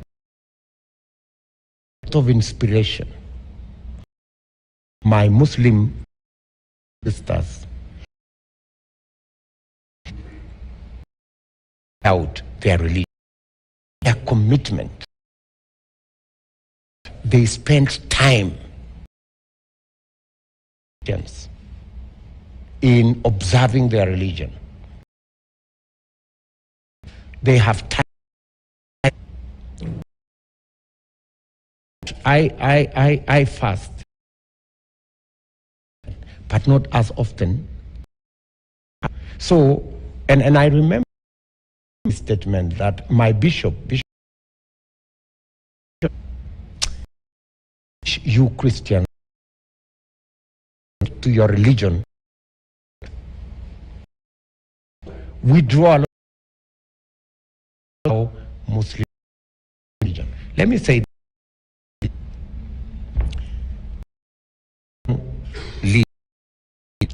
I think very, very that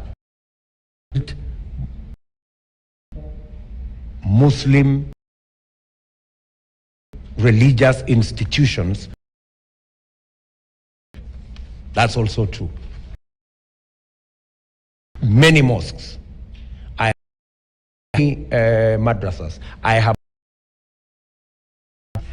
the last count,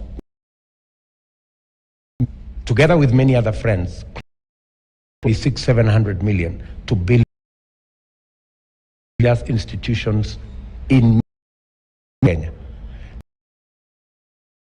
Right. As a Christian, to protect the interest of, I am willing own resources to support other. You are not only safe as my presidency, you benefit as a Muslim. Build more madrasas. Kumbuka tulisema the issue, something about Kathy's codes. These codes and the Constitution. Absolutely, we had as fraternity, we had no problem with Kathy. All the Christians were saying, can we also have Christian codes? And I don't think Muslims with Christians having marriages. But then the argument was Constitution as it is with religious beliefs. Simply no reason a Christian code can actually discharge responsibility that would discharge. The argument there. Aya, Tela ambaye kwa muungano wa watu wa CDPO. Swali lake linaambia kwa watu walio na ulemavu. Thank you, Your Excellency, sir, from my seat here. Yes, thank you. We really recognize the effort that UDA to give people to have the there, but straight to the government that about if employment opportunity.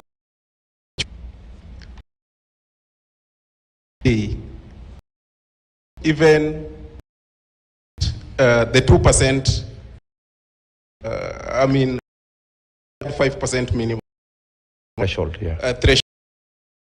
And As there's also issue with procurement opportunities.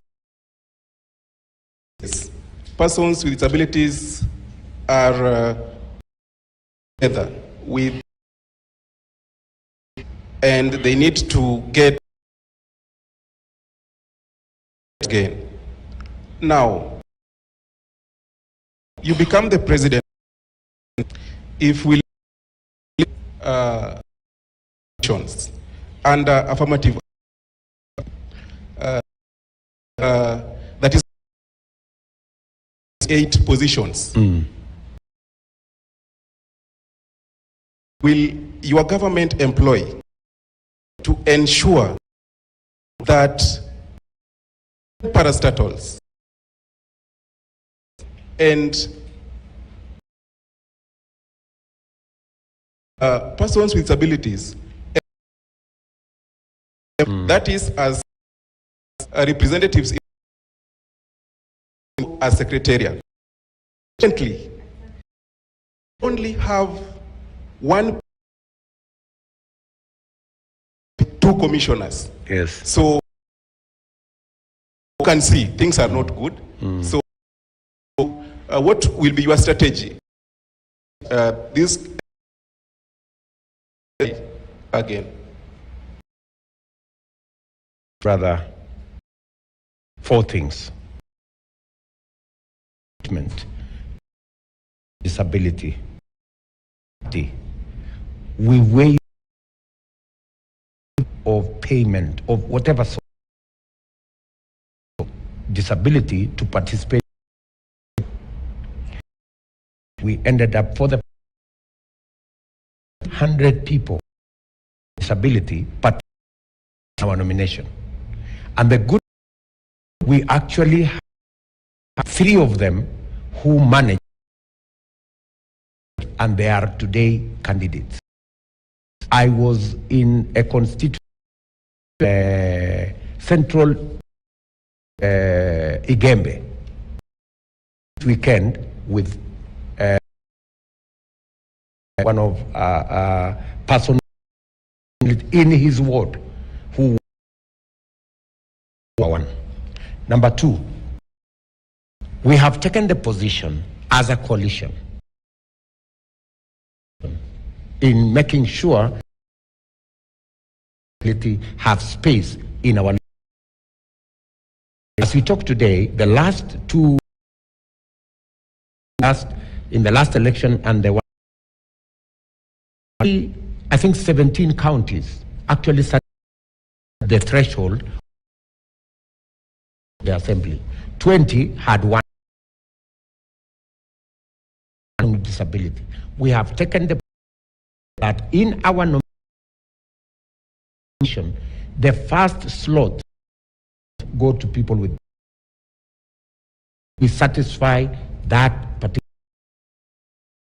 legislature, because when we send either in counties or we give you a voice where you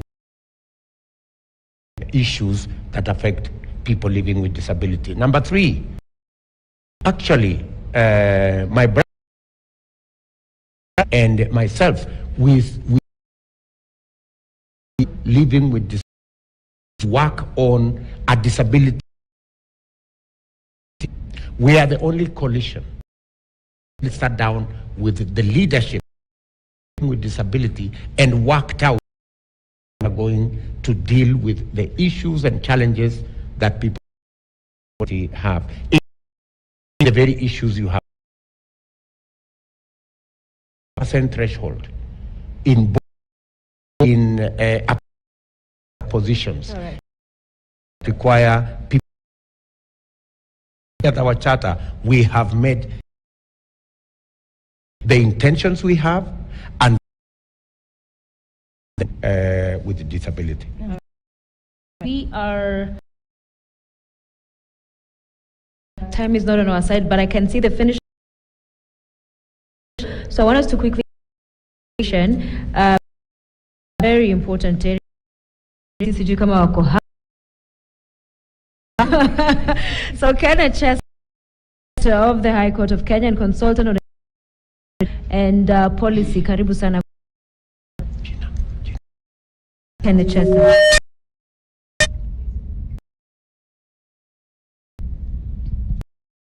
Asante sana wa rais yangu kwa wapo wa Kenya watakuwa Agosti Muhuri utakuwa rais inashuhudia mtaala mpya wa CBC la wa mpito transitional curriculum ambao unakumbwa na changamoto kadha wa ukosefu wa miundombinu, uhaba wa walimu, hawajapata matayarisho ya kutosha. Pia mtaala huu unakuja na gharama. Je, kama rais ni hatua zipi za kimkakati utachukua ufanisi wa CBC? Three things. We believe that making our education the right trajectory, based and even examination. That's the route we have, is that a lot more consultation, a lot more without interfering. In any case, suggests that a curriculum reviewed every 5 years. We are actually in the of implementation. So we are at a good. How has it affected hustler? The expenses. How has it all learning environment, and how can it be better? We have challenges. We committed ourselves gap. We are the only coalition that has sat down professionals in a symposium the whole day. We spend several at a personal level. I with my good brother Kenya Kwanza leaders and listen to professionals, and we committed we are going to eliminate the backlog, 116,000 in 2 years. Ourselves that minimum essential for every in illiterate. It is the end of the world. It is that snatch community in Kenya. Because I went there 6 years ago and have a secondary school.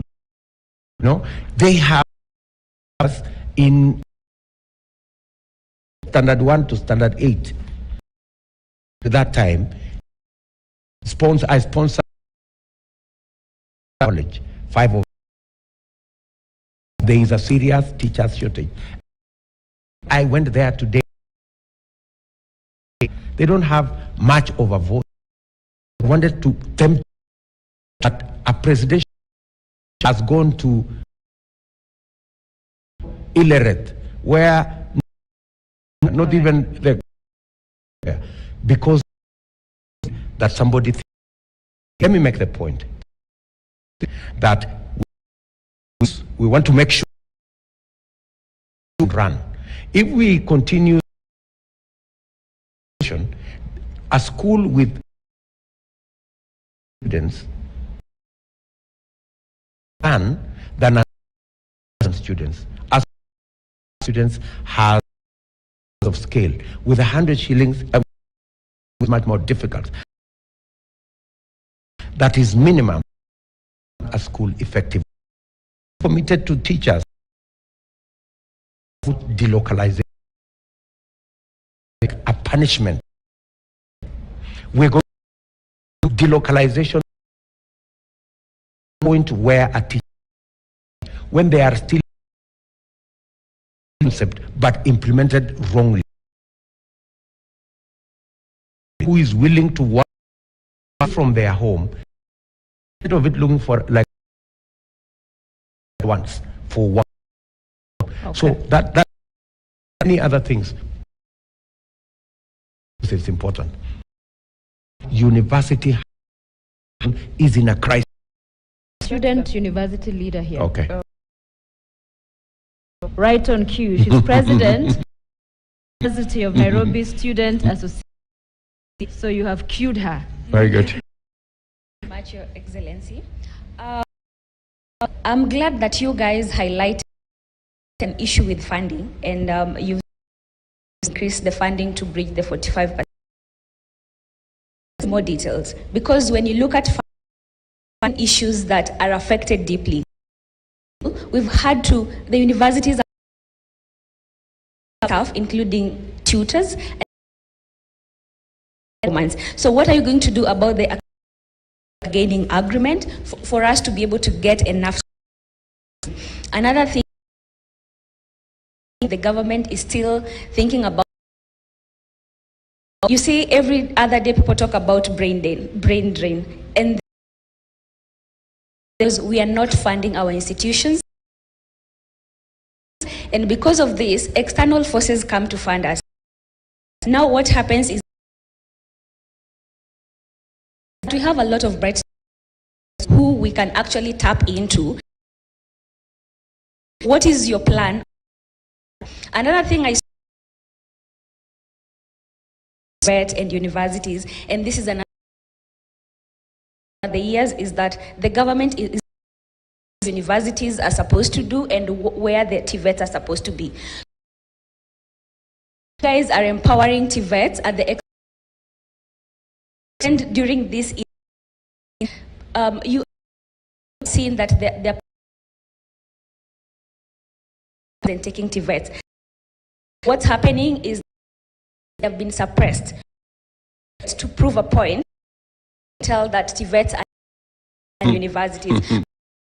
And we should not do that, because for you to have been educated to this, how much a university is important, and nobody should assume TVET or that the TVETs can take. I agree with you in all the submissions you have made. Only that, you know, what we are saying, and I that universities are now forced to take. We end up with half-baked graduates. It's costing 100,000 in 55,000. That means there will be extra. Will be things that you will either you will miss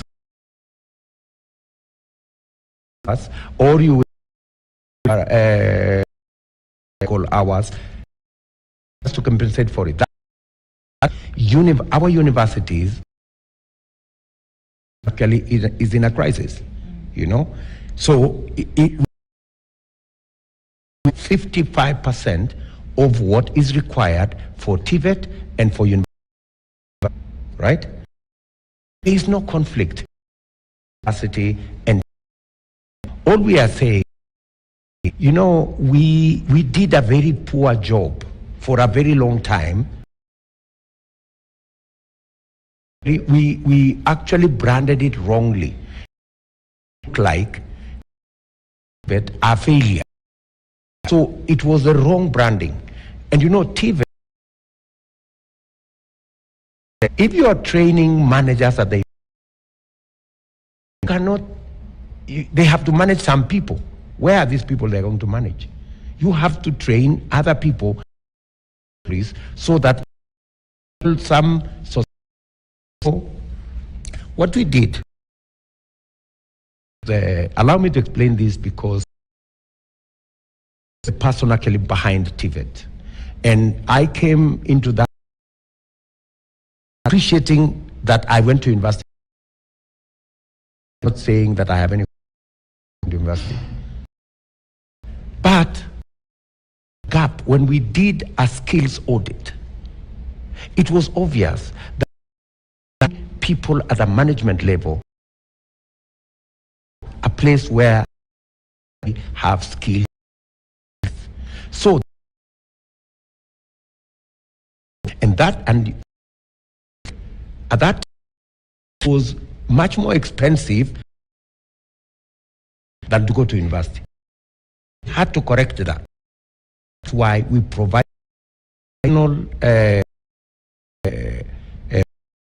to make sure that TVETs are also viable. Many, if you child to a university or to a, because government was giving more money to educate somebody TVET. So everybody was struggling to go.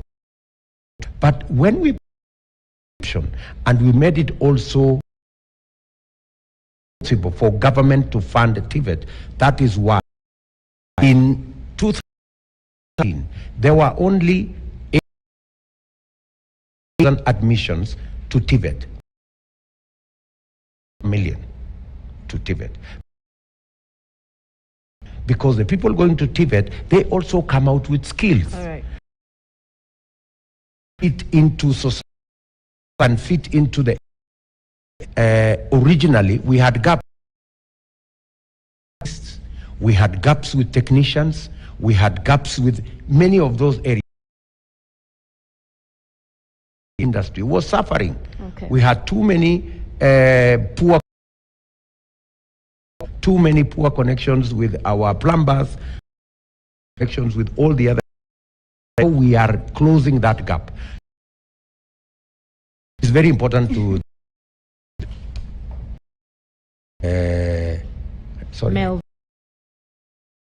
Melvin, hundreds of thousands decided that, and we even presented in our meeting, spoke to we spoke to student leaders. We must harmonize and the training. How many people should we be training at the next level? How many doctors? Because we in our human with our industry requirements, not train too many, then they come out, no space is full. We must align our government, training people who will fit into our trajectory. We spend our resources wisely. There are people and their university education. Today, whether you want to, body is given, they do not mind paying. They can pay for whatever courses they want to go and learn. But then we for areas and for areas that are important for our development. We have a Vision 20. We do not have capital to implement Vision 2030. We are told 20. Nyingi huwa tuna sauti ya mwananchi, nyingi hatuna wa kutuzungumza. Leo tunamzungumza kwa niaba yetu Odwar, mkuu wa muungano wa wanahabari, haki za wanahabari, na vile vile kuna mdahalo unaokuja manaibu wao. Swali lako ni lipi? Okay, thank you so much. The last one, and we'll want a straight answer from DP. Now, the media will play a very checks and balances, holding your government to these pledges that you are making. We formed the government in the first year to weaken the media very vulnerable, and as a result, jobs by coming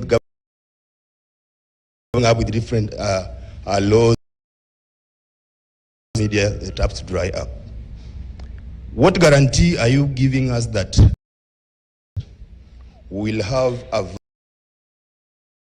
protect the rise of of journalists, but also contribute to the growth of the economy? So, are you going to give a free and independent journalists enjoy rights and their privilege? Lastly, broadcaster that what plans to revive Kenya Broadcasting Corporation so that it's all over public? And the issue of the I have made here.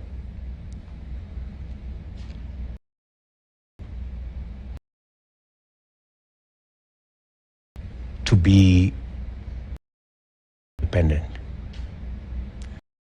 We raised issues that the media. I remember managers of several media houses and told me they give us the evidence. The media the other day gave out the evidence. Very clear. We got 30-something%. Our company 60-something. The media is that biased. Surely, ourselves to a media that has. I mean, it's just a question of fairness. So, if the media has decided, I think it's that they call their candidate to the presidential debate. Yet here you are. We realize that we have been having this conversation 2 minutes to 9. No, I'm just saying. Here, allow because me. This is the media in which you are speaking. I am giving me this space. All right? But I am sure it does be better space. And if we go, and you know, it's not argument, it's not me, but it's the media can't come out with that the media is biased. Like what I'm saying. Kuna mkutano angaziwa na ambapo ulizindua manifesto.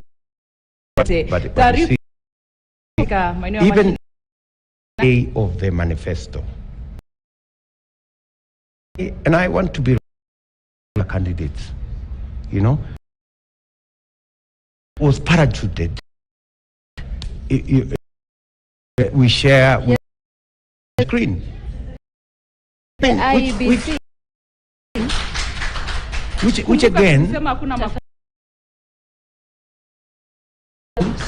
Which again speaks to the same narrative. Honestly, the media to be self. You need, and I'm not saying this out of. I'm just saying this is our country. Unfair coverage. I'm just saying, be fair to all of us. Unaposema kwamba kubaguliwa kwa zinazoangaziwa zile, labda umefanya mkutano ambao unaangaziwa ili elewe. The position is this. Actually, your media team to perhaps allow us have a conversation in which. Let's keep to the rules. Yes, please. You know, to a right. Two wrongs don't have other. You know, the media has been biased against us. To be biased against. We just. Why is it so difficult for us to be fair? The out there, it is the media council of the coverage, and you can go out. I have no. I did not make any. Just to the point, as we move on to the last question, Wajakoya, and that he was being covered.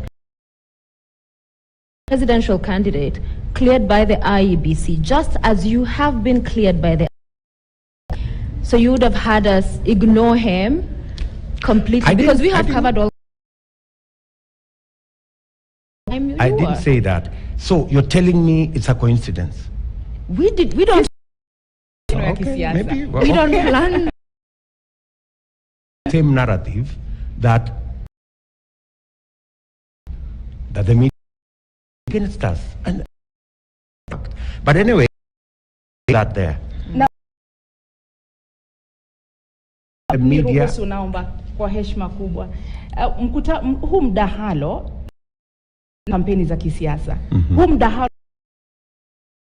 wananchi na kuwaeleza kura, si fursa kwa wagombea kuja na wapiga kura. Namna ambavyo tumefanya leo ni tofauti na mikutano ya kisiasa, viongozi kuomba kura kule. Yetu ni uombi tu kwamba wanakuja kuuza sera zao katika mikutano. You're bringing us which you have influenced. So we're not coming to play on a level playing. You have skewed field because you already has a candidate, and it is all the time he wants you, and until the media council itself have come out to say, is the media council say? But anyway, let me say this. So we will make a decision at the opportune moment. We will take, we will, and I really want to be sensitive to that. This is Kenya. It's in Kenya. Kenyans, and they can that there is no fairness. Now, hold whatever candidate that you are supporting. It means interrogate that candidate if ever he was supposed to be anything. Because blindly, want all the airtime, give him. Why don't you allow us to compete? Why don't you, so that everybody? Yeah. There was good. That the government advertising agency that it has been the media. Take reforming the advertising agencies, dictating to them carry what they carry. If it does not, I will abolish advertising agency. If it doesn't, we'll have a conversation with the media, and how do we structure advertising agency in such a manner needs government advertising necessarily being an instrument intimidating and blackmailing the media. This story, we are not going to pay you if you don't write this story in this. That is not part of being that we are, where is allowed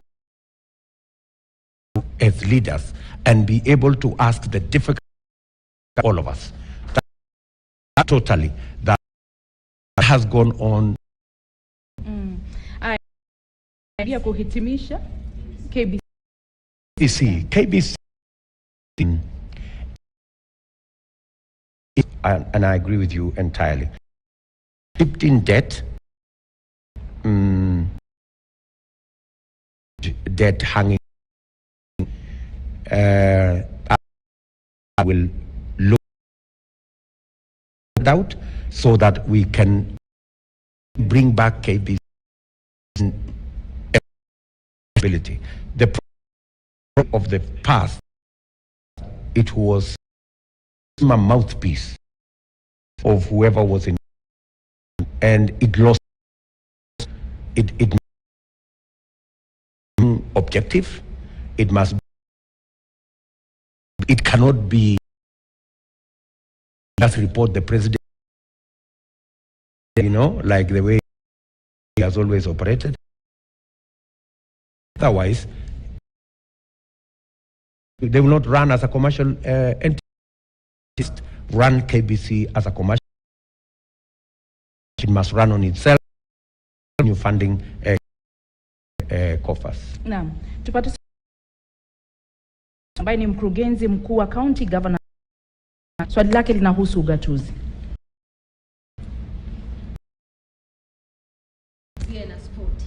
Tunamaliza. Asante sana kwa nafasi hii Mheshimiwa Naibu. Tena ningependa kushukuru tuchape gumzo pamoja. According to the 87 of the Public Finance Act, the institution that is supposed to others protect, and this is budget for emergency. You have been this particular council manifesto.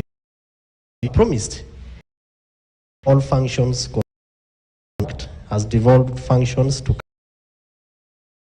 For all these 9 years, where is a commitment that government, if Kenyans will be able to make devolution? And there's a space of forgiveness. I has offended you, sir.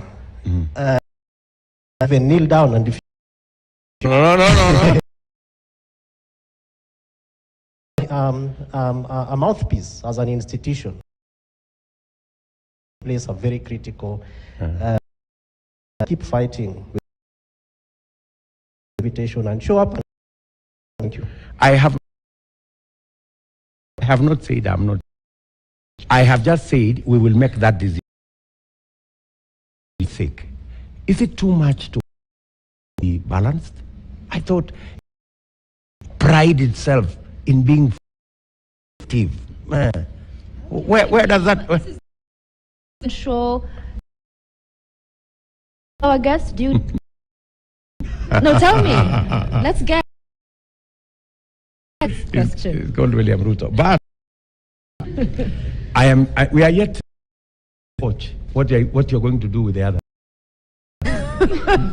You're not yet.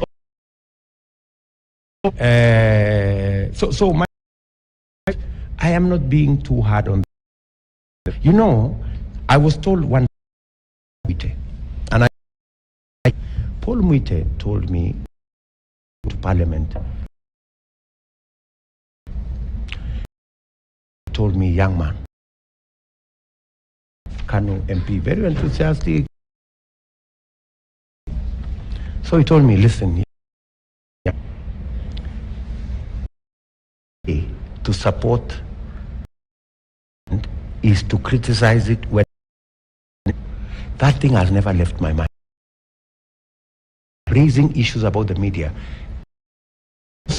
I support the media. I didn't care about the media. I would say, let them do whatever it is they want. But I support the media. And the best way to support is to criticize so that it and they do the right. So the media is not because I the media. I love you guys. Excellent. You just need the right thing. Let's go. I have been the chair. Ask all the governors. They do with devolution. Who is sitting right behind there? At least in making sure that whatever issues that are there between the national government and ironed out. In fact, supposed to transfer functions. Yes, we accelerated of the functions. They've been out on funding of programs that is still in the national government. Discussions, I am saying, we will. It's been a gradual process. In between, we've looked. We've done many things. Counties are progressing. Indeed, for example, we actually for Laikipia County to both county is going so it's a journey. I am that I have worked with. They know disposition county. Our commitment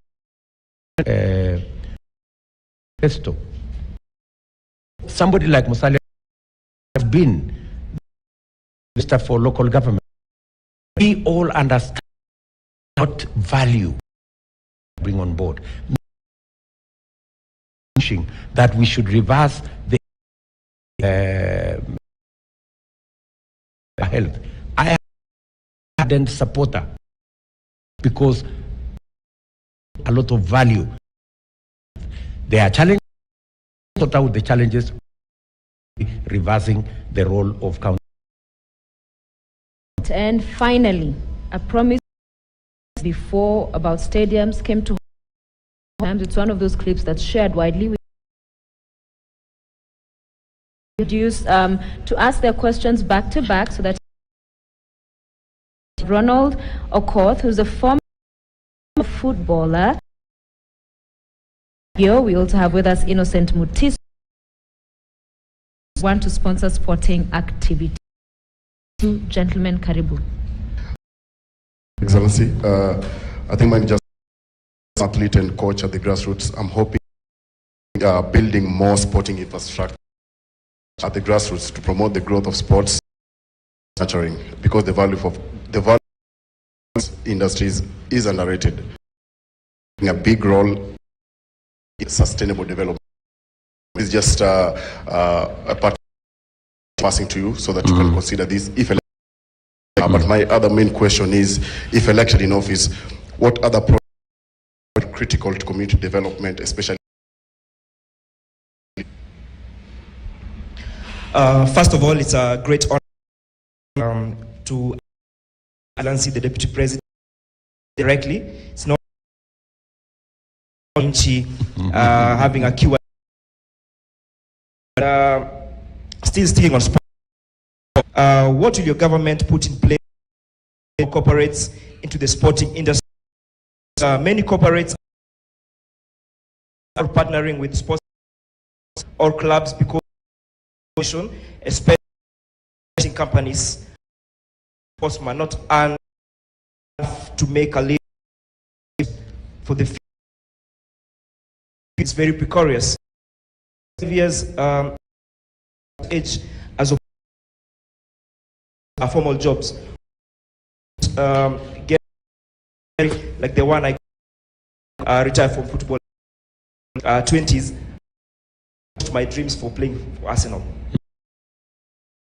Thank you very much. Good. Let me say three things. Number one, when we came into office, we looked at sports, created a fund to deal with matters sports. And then I think this issue of been a big issue. want to say about the stadia is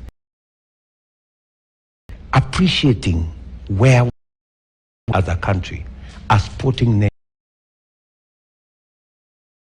a huge profile around sport.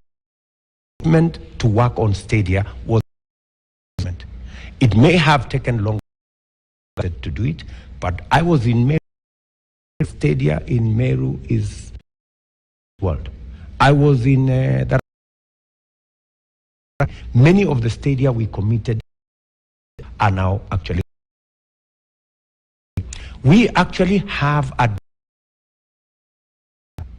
so that we are not a game of guesswork anymore. An arts and sports fund, I think 18 billion shillings last. What we have made as a commitment in the money that comes from that fund from now hence used to develop infrastructure in slum areas, more facilities that we are using for our sports academy that's in Nairobi. So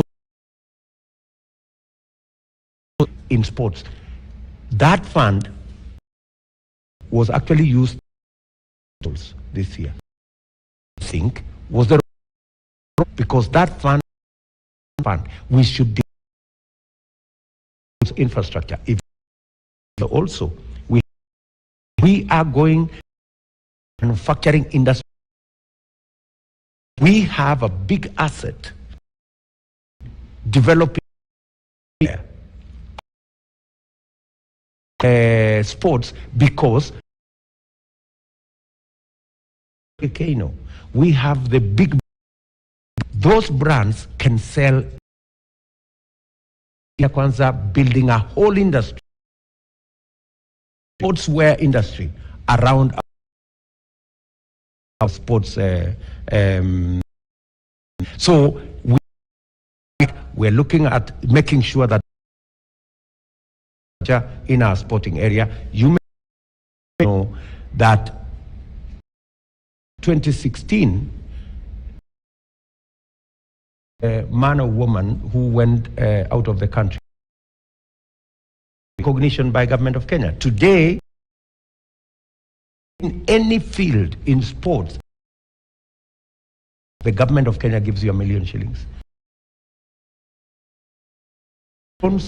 There is, you come back with silver, and that ages to when you arrive, so that we also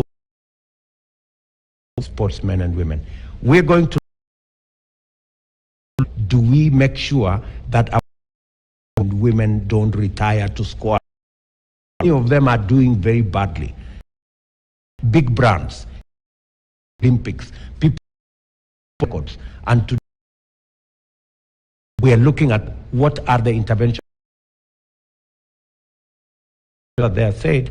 Many of these retire at 30, 35. Do the rigors of them. How do we make sure that so that they don't live bad? Katika muda wa dakika 4 tutakuwa tunaingia, lakini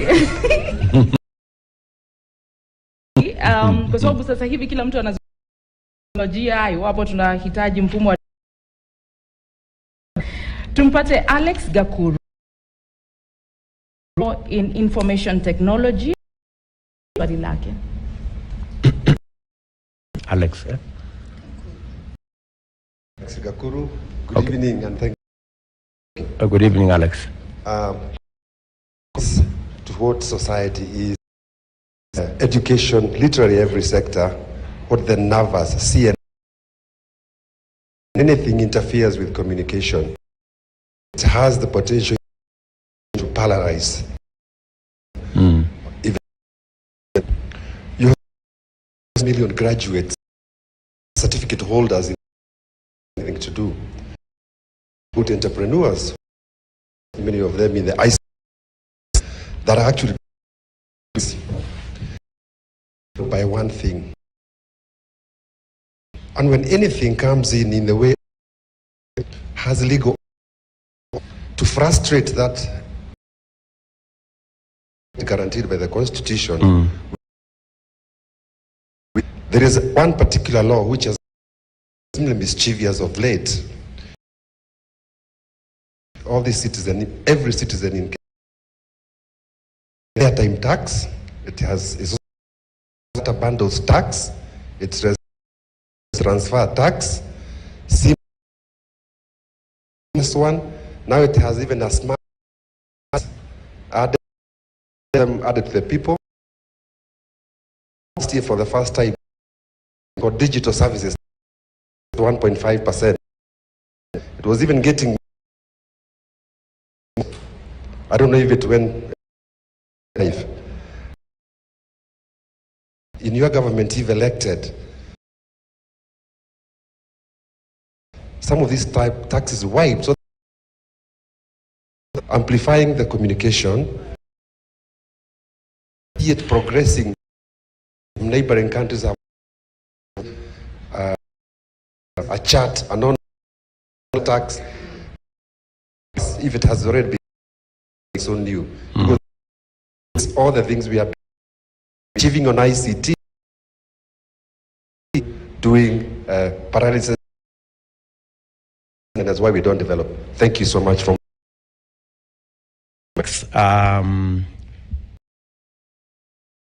concept of us 100 of fiber that people have access. For your information, if you listen, we need to reduce bundles and people being taxed. First and foremost, we need to deploy so that, because the reason why government is going fishing with is because the telcos, you know, Safaricom, the Telecom Kenya, they are making super profit to Kenyans. I spoke to a young man. I spoke to and asked him how on the net. Say, you know, I have this facility, so 400 shillings. You know, this is a gentleman. Oh, that is huge. 500, 2,000 every month. So that's well, cause are making money. And of course, government looks for where. That's why all the direction. When we deploy structure, and for your information, the biggest pushback deployment of the fiber optic on the Kenya part, they've been against it because. But we are saying we must make it that much more cheap for Kenyans to access and for Kenyans to use for the greater good. Doing business, looking at the highway being just road. You don't charge people road, facilitate them to move, then they can buy things in a shop. So we are going to tricks. So pay for using digital highway, for using the digital space. There is M-Pesa, where there is the next thing, or the highway be available to us, and that's when actually remove all these where there is taxation will be taken to not the highway. Katika kuhitimisha, una imani na IEBC kwamba wataandaa? Niko na imani na IEBC. Hauna wasiwasi au analogi kwa sababu? Mimi sina wasiwasi na IEBC. Whether they bring the manual or they bring the digital, SANA's Kenya Kwanza has always that the people must be given to decide. Of the whole of this conversation, friends, our competitors were actually for a digital. They even went to make sure it is that must be digital. Arguments that they want to register, and in he made all manner of manual register. That was 5 years. Our competitors specifically actually used register for their own nominations. Argue for a manual register, boggling. You know, the absolutely afoot. So, and the news that are now coming, ODM has gone to election. They want to boycott the election. There's no manual register. They say manual in the last election. ODM needs to make up its mind to the in 2017. Do they? You know, this is quite. But as Kenya Kwanza is that all tricks being our competitors, Kenyans should come and the election them play these kind of games to take us of refusing organizing, pulling down the railway. So, and I want to tell the people for this thing: be Democrats. I must, you know, the other day, for the first time, my good brother said that he will concede defeat. For the whether by saying what he said the other day, he was actually negating when he said that they will. You know, I don't understand what about, you know. ODM, they do not have to win the election. They realize that the vote will help them win the election, cannot, you know, roadblocks. Unfairly, the IEBC independent organization cannot atoms immediate or blackmail if every unless they will. What are we saying? Asante sana. La heri katika kinyang'anyiro hiki. I want to ask every Kenyan word and vote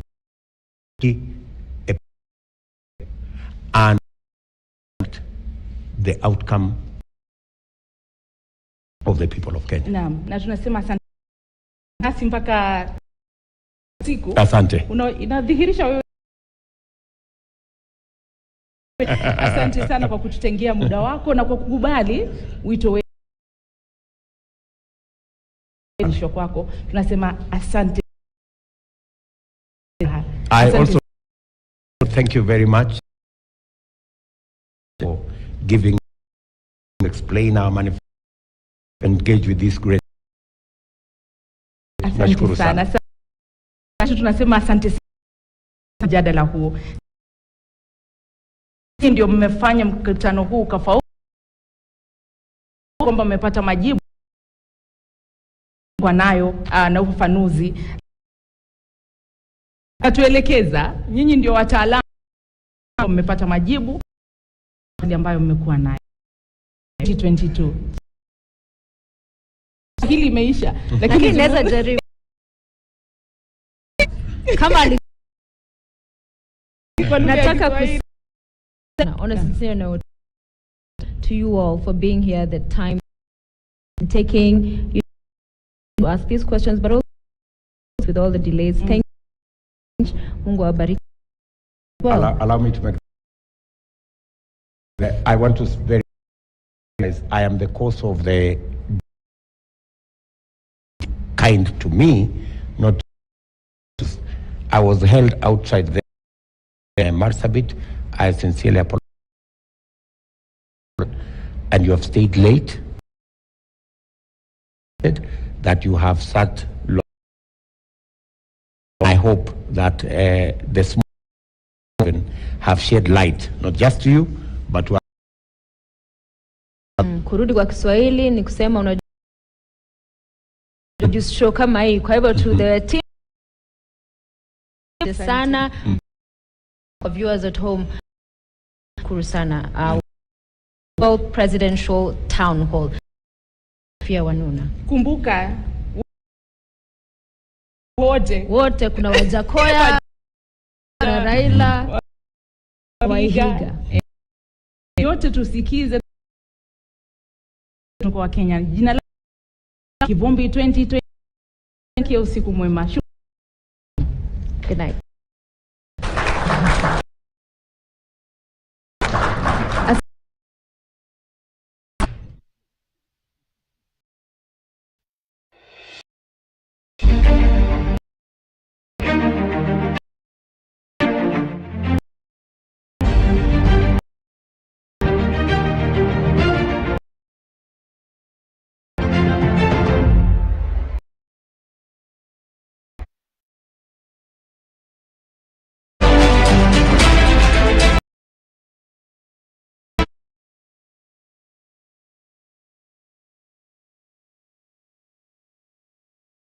We have infrastructure, of course, the economy. What hand it over to Ali Manzo. Asante sana. Nashukuru sana uwepo wa baadhi ya kwa siku leo, na vile vile tuna seneta wa hii county ambaye pia yuko huu akiwa pamoja na wakazi. Alhaji, tunasema shukran sana kwa nyote. Lakini kuna swala zito. Nimetembea ile eneo ya Arbakaram, soko sehemu za Wajiri, kuja mpaka hapa Garissa, maeneo kama na kadhalika. Tatizo sugu tumetoka katika serikali kuu ambayo ilikuwa usimamizi mpaka tukaja katika serikali za ni hili tatizo bado, hili tatizo suluhu. Asante Alimanzu, tuko nayo hapa. The biggest problem is that of water. Unfortunate, the river in the town, and without my in April 2013, after the inception of devolution, and very unfortunate that we have a well-built inherited government that was built party leader Honorable Martha Karua. That infrastructure corners of the town require any all that we missed from management. It was the first time in we had disconnected payment of electricity. Imagine of a country about 8 national government being unable to pay a bill of a few million. You have an answer for it. The problem for the same. One, take away the person we are talking about. Came to learn is very demoralized, not motivated. There is no proper structure for growth. Personnel are stagnating in their position. So remuneration. Start by motivating the staff in the first, putting up a proper, while taking into issues of merit and qualification, structure with umeisha kakati ambao labda ulishi maeneo ya Fafi Kambalambala unatiririka kupitia mabu. Opportunity to meet senior staff and from that we discover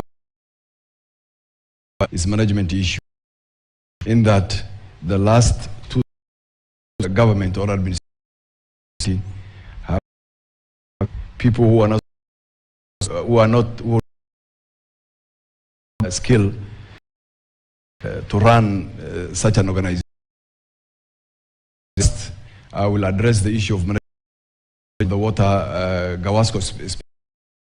Secondly, we have years of neglect in maintenance of equipment. The issue here is storage facility. The storage tanks at across here, the capacity meter 24. That's about 20 liters. The tanks are filled with mud, so it's almost 3/4 of the tank water. That information is from of Gawasco. They also neglected the one and the old facility at which needs to be addressed, that they can hold capacity, enough capacity for the county. Per day is 30 million, according to 15%.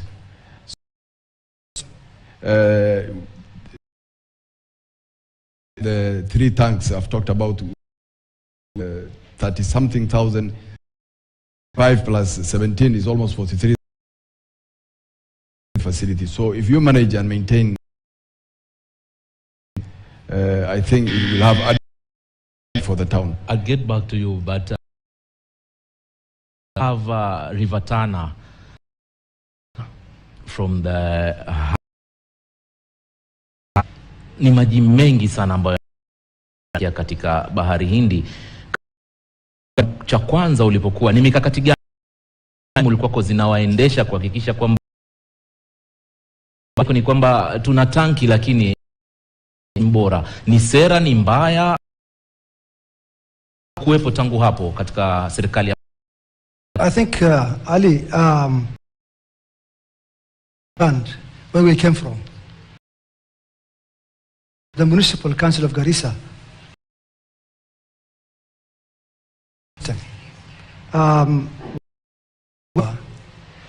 we immediately revitalized the water, the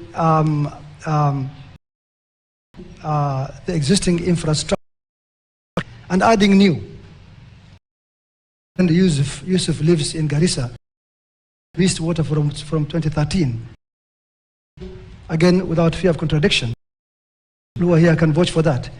8 during my time was getting, and people were showering with showers. Just in summary, very quickly, that we did in on water matters. New tanks in very strategic aspects of the places of the bought 16 new pumps for Gawasco, change of the older ones that were there. Had 2 new high power generators for Gawasco to the event of Cape. Just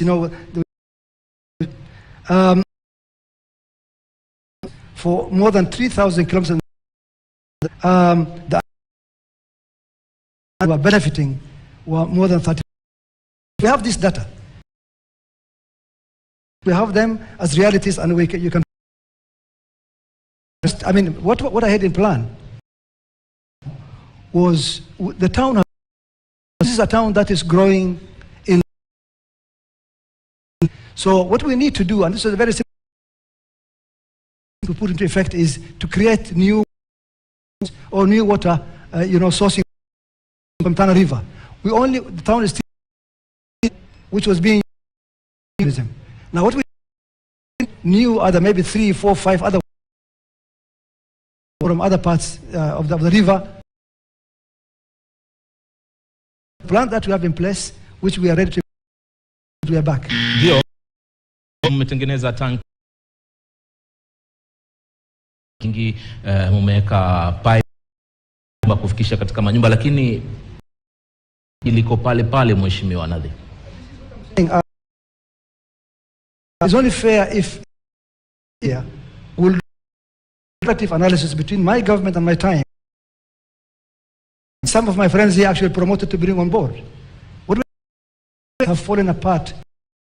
This regime has come into place. Garissa General Hospital having, you can confirm that yourself. We have never had a problem in our mosques or in our that matter. We have never had. I personally attend to that myself. So fortunately, what the problems we're having, problems brought about by the current regime. Vyema kabisa. Unfortunately, the government that have done this, we have done this with his imperial data somewhere here.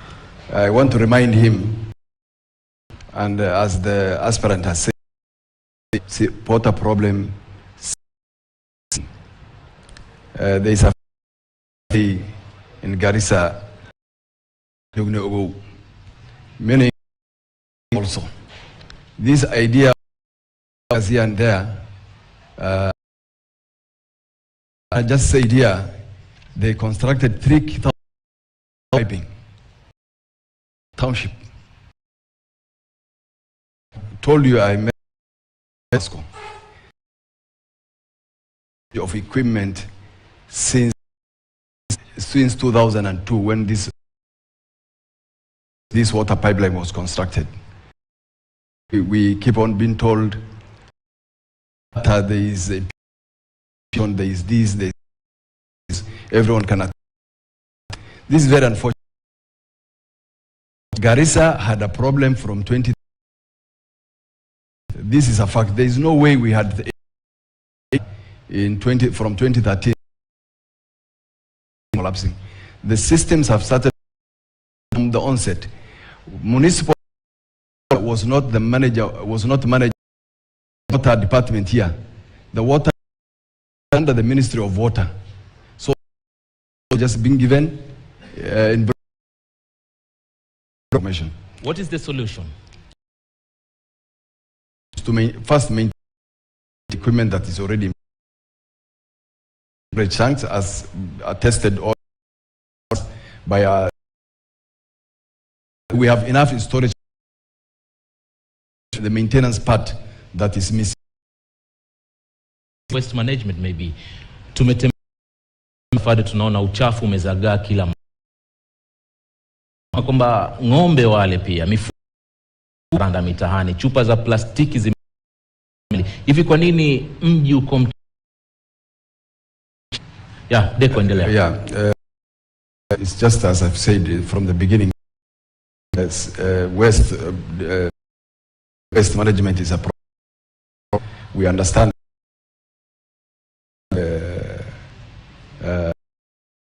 equipment. So the next government to those equipment. I want to not to the waste imported or given to us Turkey government. come up with that information now. Was sourced, or rather was by the municipal of Garissa County. So in his term, let him not talk about achieved in terms of what he has to manage the waste. For me, as next governor, definitely those equipment are not working, those waste trucks are not working. Inshallah, opportunity, we will definitely plan, or we have a plan to ensure that our waste disposal. Meja Deko, mazingira upande wako mji mchafu kwa wageni hivi kuhakikisha kwamba nzuri pia na kuhakikisha kwamba kitu kinarudi baadaye. Asante Ali. If the issue of water, one thing I would have done is a sub 30 CSCs to study the water recommendation, which I will. Number two, I will facilitate the management benchmark with other facilities like Kisumu, where I partly. Another thing, I will map try see if I can the systems, revenue from the bills we can collect. One can run the water. I will say, if now again to the connected to the water as well, not well planned. They survey the town first, proper workable system that can practically be used to map and identify areas. Managers to different parts of the town in divisional levels, such a thing, to enable us get a. One other thing which I may explore is the waste collection system. Borrow leaf from some developed countries where see if I can approach some of those plants and give them contracts if they are ready to do the same here. Thank you. Munifahamu na hili swala. Na kama ulimwengu mkumbwa na tatizo the effects of climate. Here in this region, animals. How well do you understand the issue and to tell people we can do? Ali, thank you for a bit about that, but before that, I don't know why you didn't give the management. The area, even though my friend he wanted to discuss, that's an area council, and he mentioned trucks that are from the Turkish government during my time. Governor out of 47 governors who get or bring to the country those other than the Nairobi City County. These are very, very demolition vehicles, and the garbage, together with the garbage skips that, you know, a very, very robust garbage waste in Garissa, and for that matter also in other parts of the thing today is very unfortunate, and I'm sure you have seen that in your here, garbage everywhere to those vehicles, and the answer you. Now I think my advice to my they would have done a bit justice to the by first of all trying to get this county from ourselves. What we did, they get a bit fair in their discussion. If we just throw blames, it doesn't matter. said that, on the issue of this is our region, island. The plans that I from before and to implement is dry land for many people. Most of our people are actually, and I think we have come to terms, and we have identified. I think that's I think I have not. We have mapped out the county by the 3 key parts the farming can be done, both for farming and farming output, and all pastoralist communities. That is not far from where Twan River is in the southern. The other one in the Fafi Plain, in Fafi sub-county, where we can be able to generate some underground. The other one is in the northern part of the county, Nyiro or the Waso Plains. We believe we have identified a strategy to do serious. We do not have a large population. The country is about 700,000, 800,000.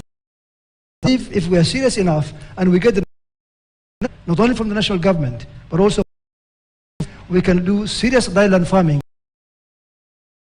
of the droughts that we incur. Thank you very much. Your take on the issue of climate change and yes, this is, as you said, vile ulisema, shida ya dunia we need to push on measures so that we don't have, as we speak, situation in the region.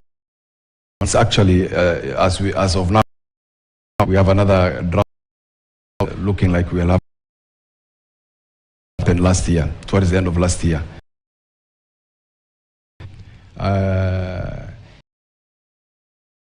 Livestock production or livestock farmers to protect them or put in place to help them.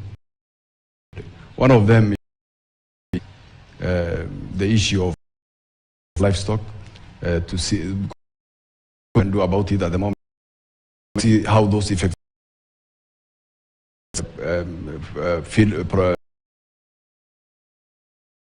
growth along the River Tana. We will do irrigation schemes. We already have the same problem there. The same issue. The current, the current government on issue of dry land. So for me, is to make sure that put in place measures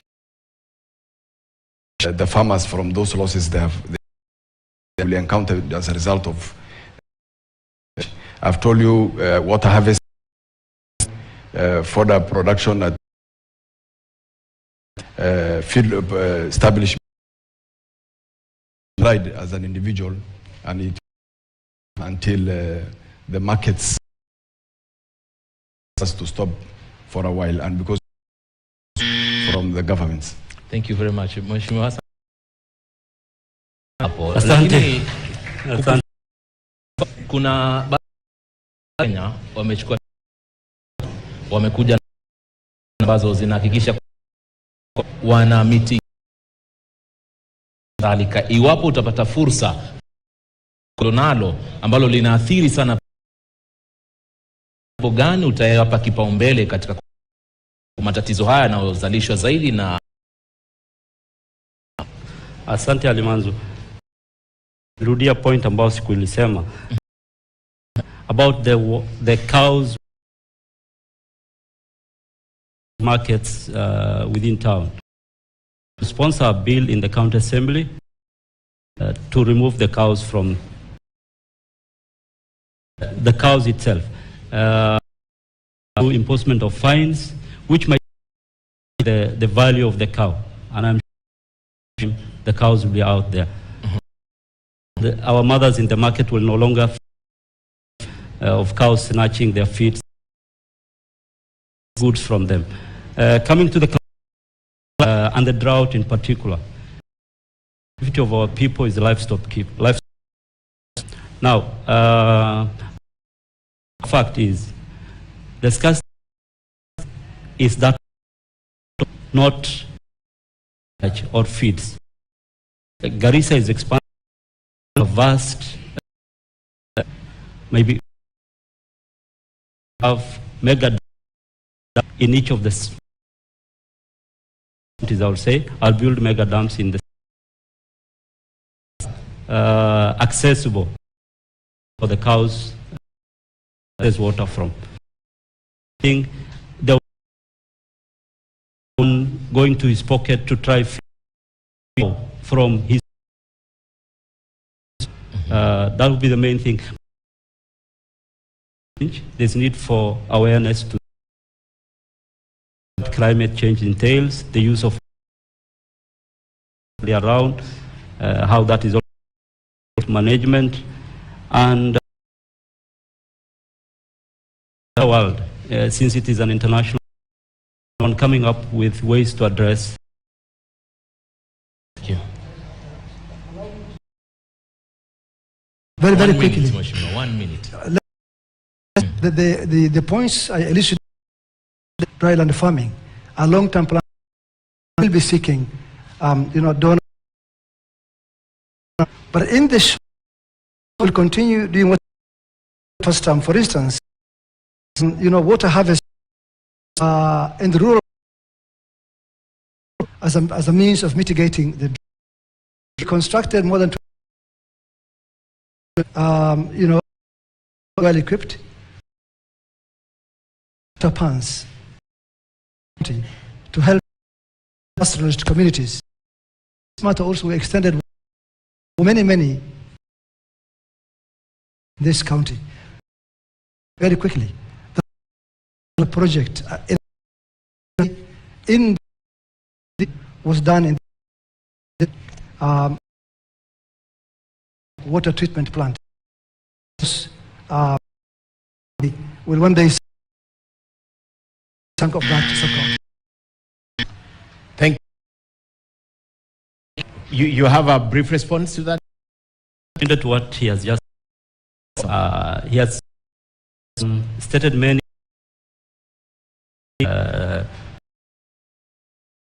years which have a record of it. All right. Of Garissa know if those boreholes, the people of Garissa are. And thank you for that. Of the night, and this is about the and for any and definitely comes down to the charge of a county that limited opportunities. Your knowledge of this county, you are the of the county of Garissa. Order again with Yusuf. Opportunities available for the people of Garissa, revenue, and how much will it is giving to this county? Thank you, Ken. Is endowed with many resources, natural ones, and if I may. Tana River through the county, meters length, and you have animals around which can attract tourists. You have the livestock market, the region. You have the Lapsted corridor, which is up. So if I explain further what I mean by the resources. Tana River, we have practicing agricultural farming, but problems such as recurrent flood, through installation of bigger can store the waters, and the agricultural products. Many of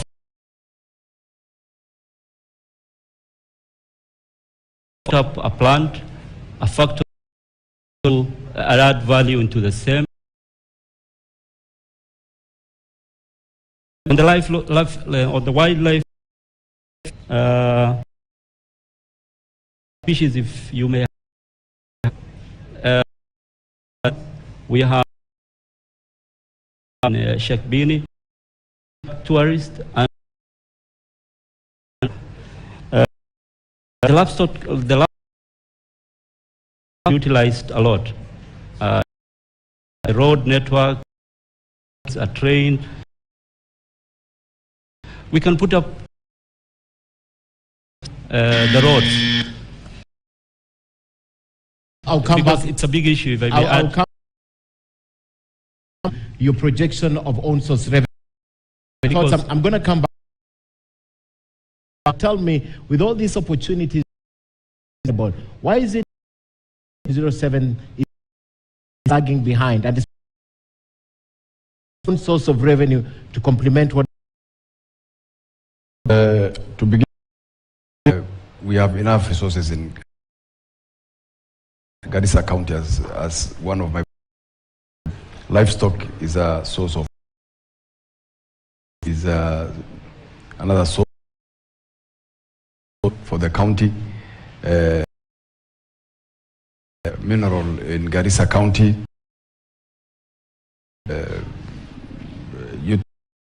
has a lot of potential in terms of revenue generation. We have also a project coming up.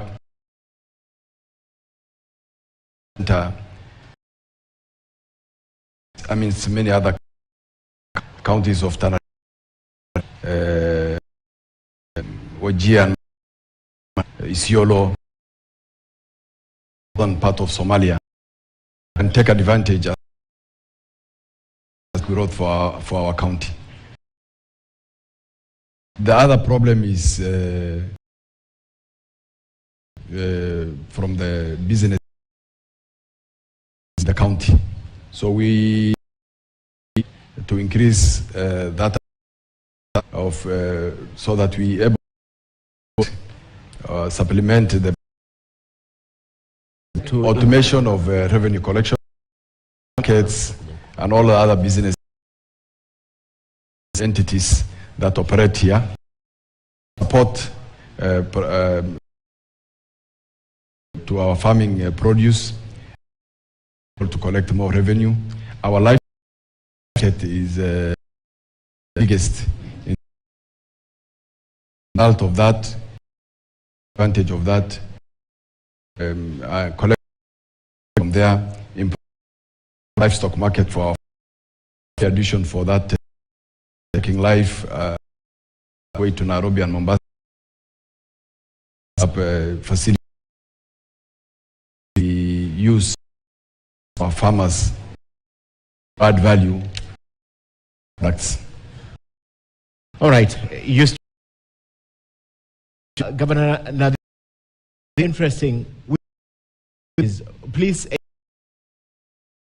of Garissa, how many of these opportunities, and if create some revenue, and if it was sufficient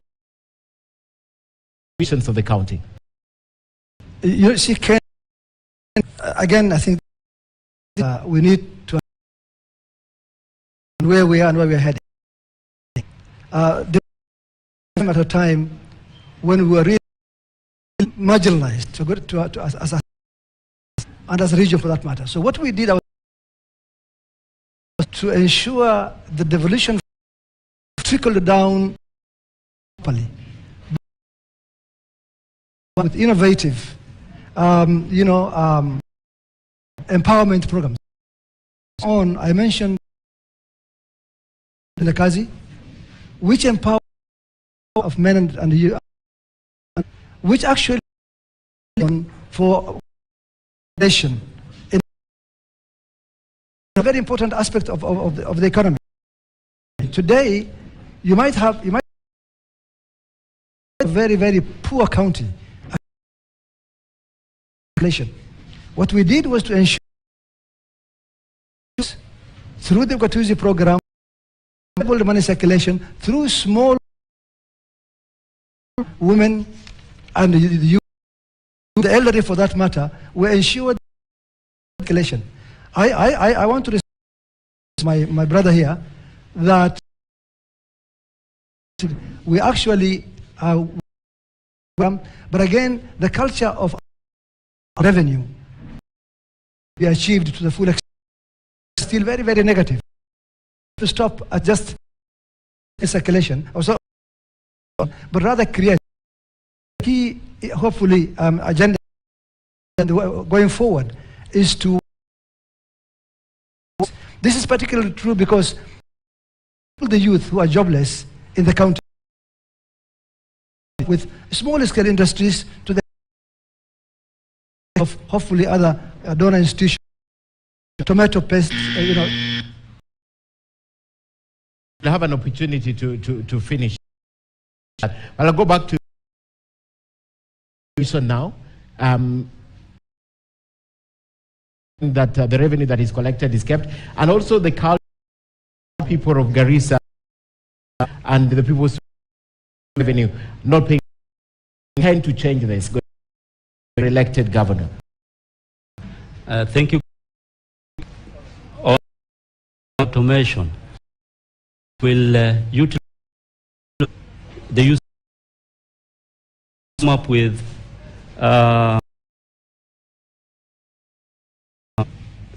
technology of tax, because I know of the revenue collected does not reach. So utilize technology with mobile app, do real time follow up. I think we're able to see on the question of remitting. It's understandable. Return for service. Whatever you collect, you to the people. They still money from, but best to give them get that. So people and now make them which we are collecting can do it. So it needs psychological address, but it starts by showing of good governance. But earlier on what we can raise, I believe we can raise 1 billion shillings by ourselves around. Here is a big market, a region. If we have proper collection, which can be well tracked, we're able to raise. The market, I have a plan for it. That is of a 4-story, which has a park, all the lower level, which we can on a daily basis. We will have the same mothers who had stalls in the marketed, then they can be given their floor. Then you can have malls at a hotel, you can have a sport centers, you can have social halls, and with all that. Do you intend to use dream? Or no, I will do partnership. Same is I can raise 4 billion shillings for on a yearly basis. Now, not to mention the other ones, which I told you, agriculture, value addition, meat in partnership with KMTC. You can have a lot here. I'll add you in his first term that achieved just in 30 to do what you're dreaming of in his. You were part of it because you were in the county, the first class. That is a very the best opportunity. There was then the country had credits for that currently. I was having a chat with a friend, and we were asking ourselves the same question. The governor was he couldn't understand his entail. So he had like that, but he had the opportunity. But I wonder, you have the chance, Governor. How much do you think you can tell your people he elect, and what structures will you put as you respond? For the question you asked. It's your time, you utilize. I wanted to go back to the the former government to see program. I want to say that program, practical survival or technique,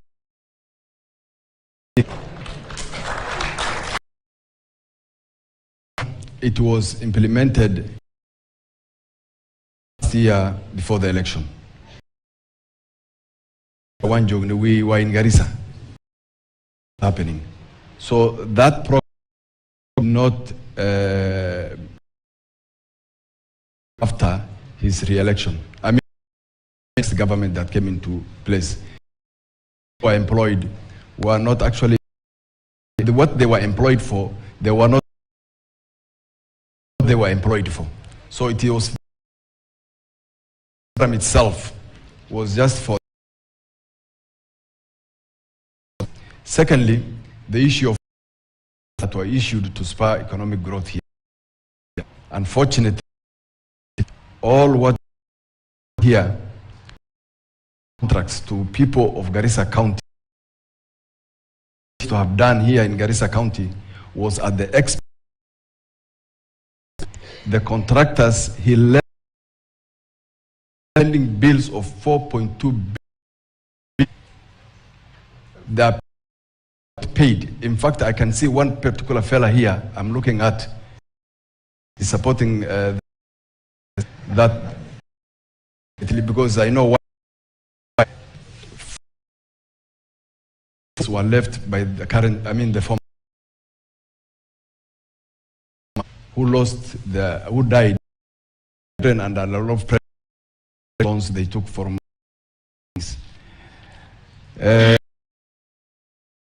time, but because I added him time, I'll allow you. What is your projection? It's important that we. In the last financial year, government of Garissa from on 890 something million shilling if I on revenue collection. And as he said, he offered, provided trade for services given. Or the county government is not providing services they are supposed to pay for. So feeling that you are not giving them facilities to improve their trade and the businesses. As a county, we must to encourage our to be able to generate so that they give us more in revenue. Okay. Well said. Your time to respond. There are a lot of things that perhaps qualify that statement that revenue collection is and why funding services to demanded. And if what would you do in this county? First of all, I'll being dragged, some of the issues, like people died because of facts, and we always remain facts. Left in our books is known, the people of Garissa, but to the and the right anywhere near that talking about. It will be good if we,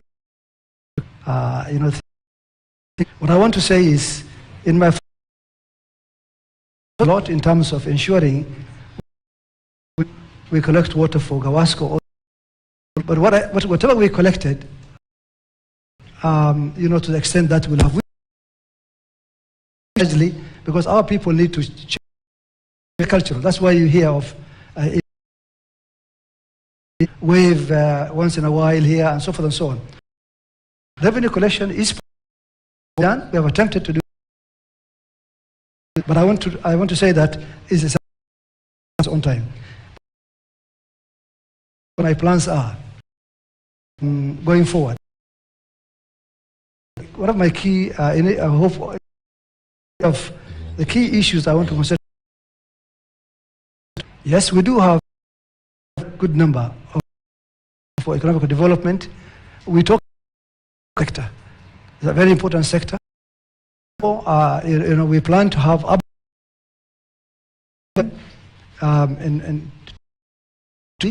good ones that actually feed, process enough meat even for export to other. We'll go for hides and skins processing.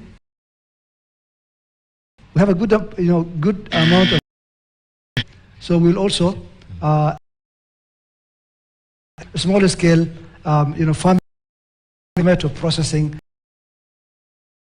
In this minute that we are, because you have been potential for this county, noting all this.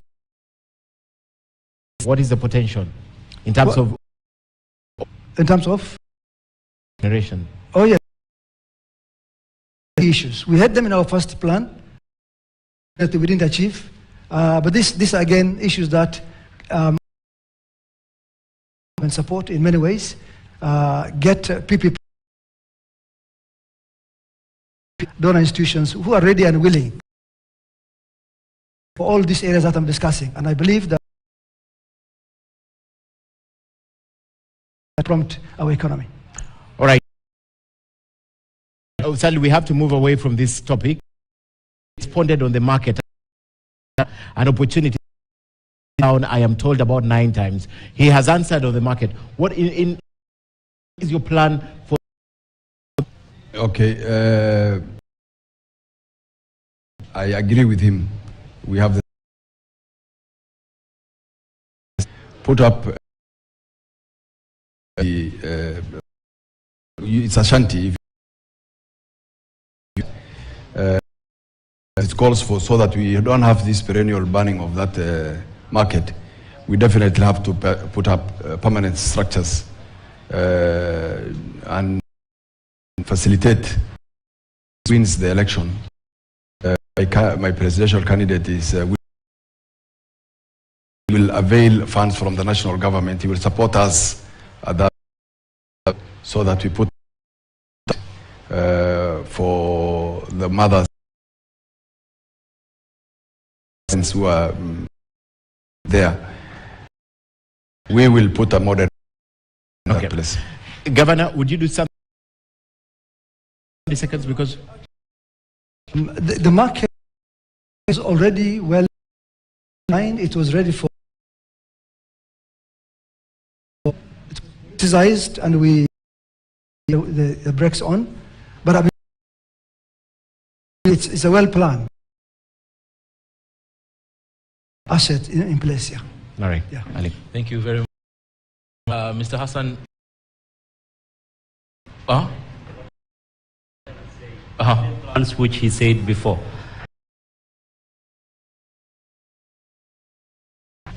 That he's telling us again. I fear it. Yeah. Thank you. That government, that's. Hey, let me vindicate let's move. We give to all of you. Some of our guests. Let's hear from our guests here. Watu wana swali nyingi sana, wengine wana pia au arafu kwa kutaka kujua mama wame wale ambao ilichome soko. Kabla ya hayo tuwapatie na labda tuanze na hapa. My name is Korio for the 3 aspects. One, the manifesto for M4G, it was enticing, and to say the other two, my question, how will you? Natumai ambapo tutasema mbunge akienda na sheria rasilimali the executive zile miradi fanywe katika bunge yao kwamba tusiende kwa wabunge kuuliza kutusaidia dadangu ako na ina Kevin ama na sisi tumechagua yuko karibu na sisi kwa mlango wa mbunge na bisha pale kumwambia shida zangu.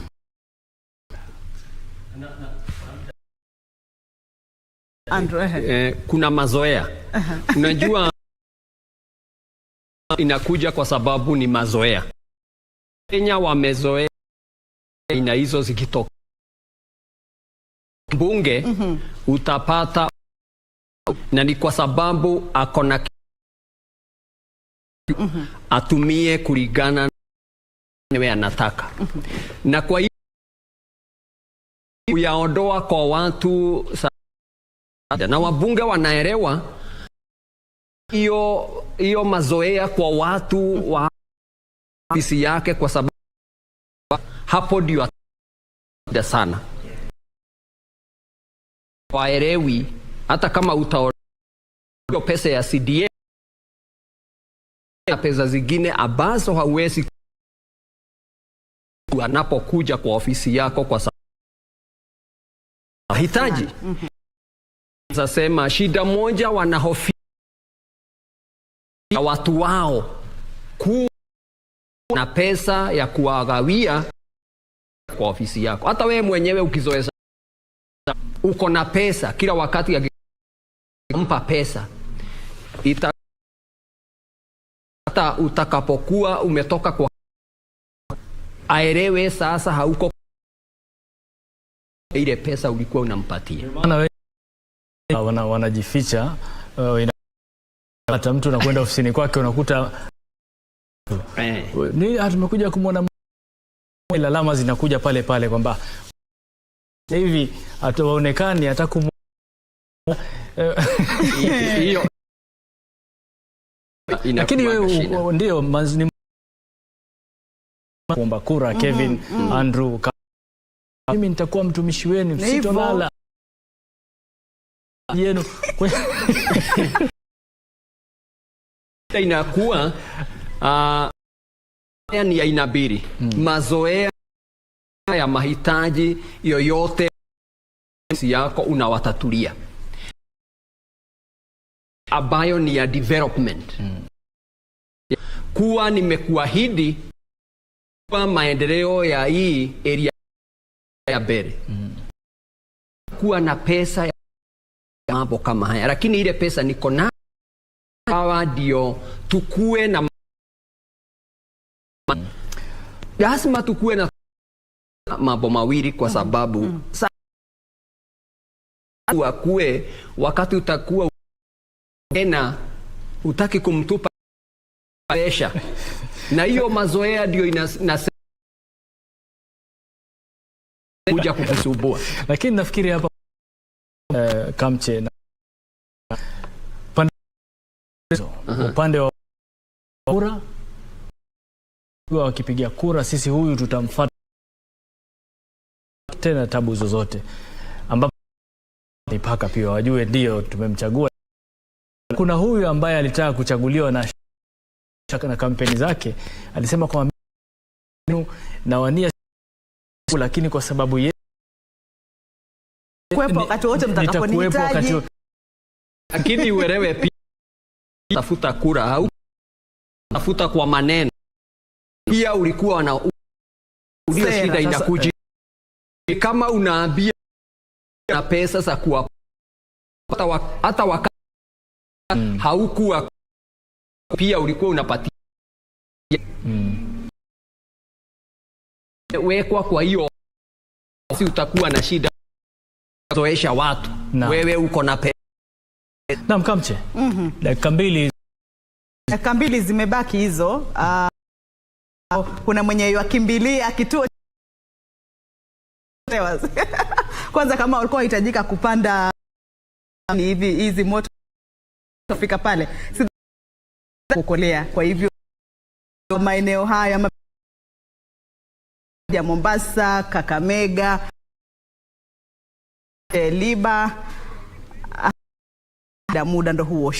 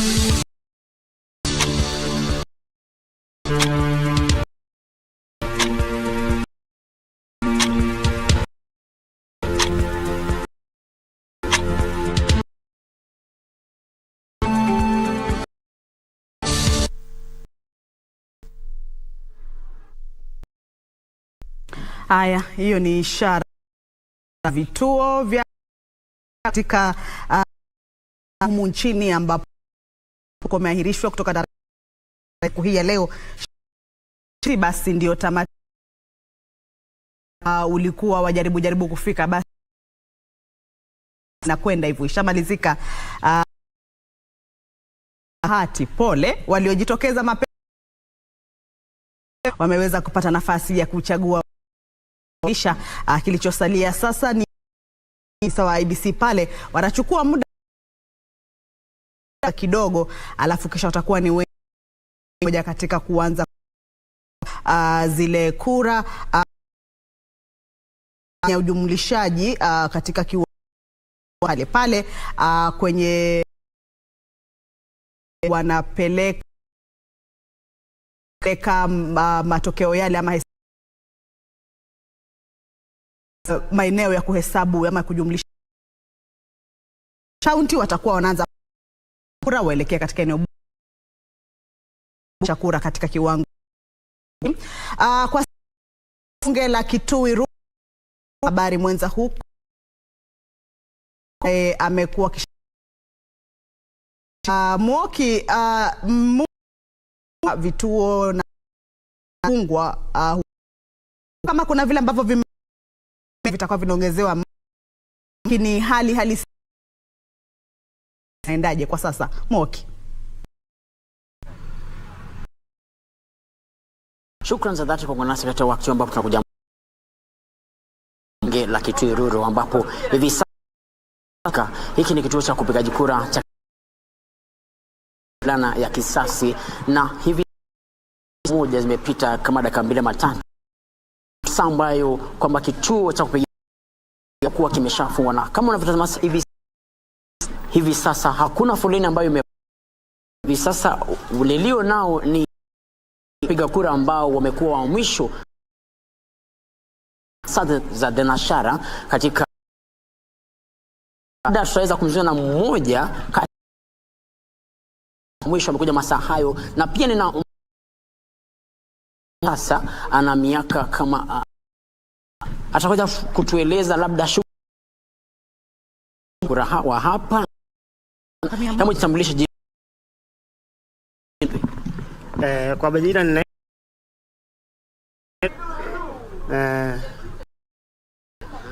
mimi ni mkaaji wa Kisasi.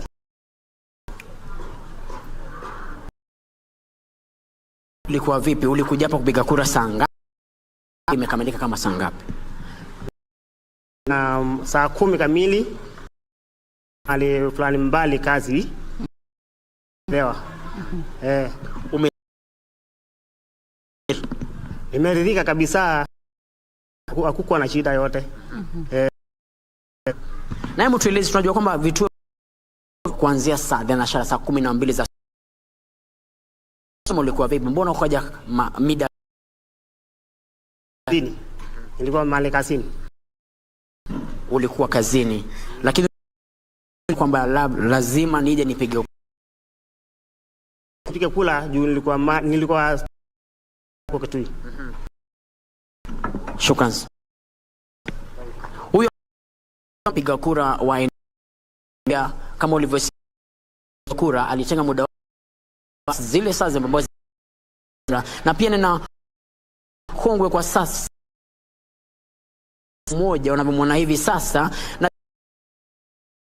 kidogo kwa kuzungumza manake kusikia kwake, lakini nitaweza kuzungumza na yeye. Mzee, hebu tueleze jina lako, waitwa nani na wapi? Moja hivi. Ngapi? Nilipika kitu nafikiri ni saa 10. Hebu tueleze una miaka 10 ina miaka 100.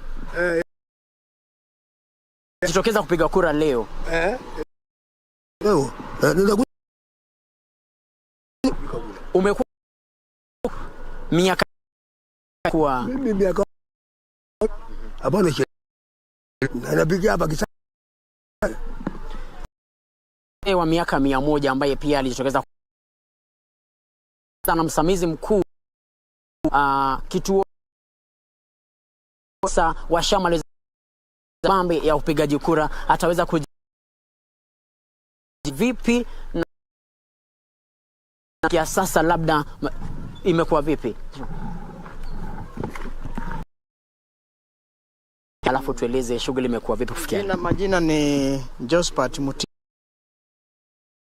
Mimi ni PO secondary school. Tulianza vizuri. Okay, tulikuja jana kitu tumefika na mambo yetu vizuri. Saa 10 tukaamkia kazi tuo, na watu wakaanza wakati wa asubuhi watu wakawa wachache. Hapa kisasi wamepiga kura. Ile tulikuwa tunatarajia, lakini wamechangua wale walikuwa wanatarajia kuchangua siku ya leo. Shukrani za dhati. Amekuwa ni msimamizi mkuu kwa studio mengi kuhusiana na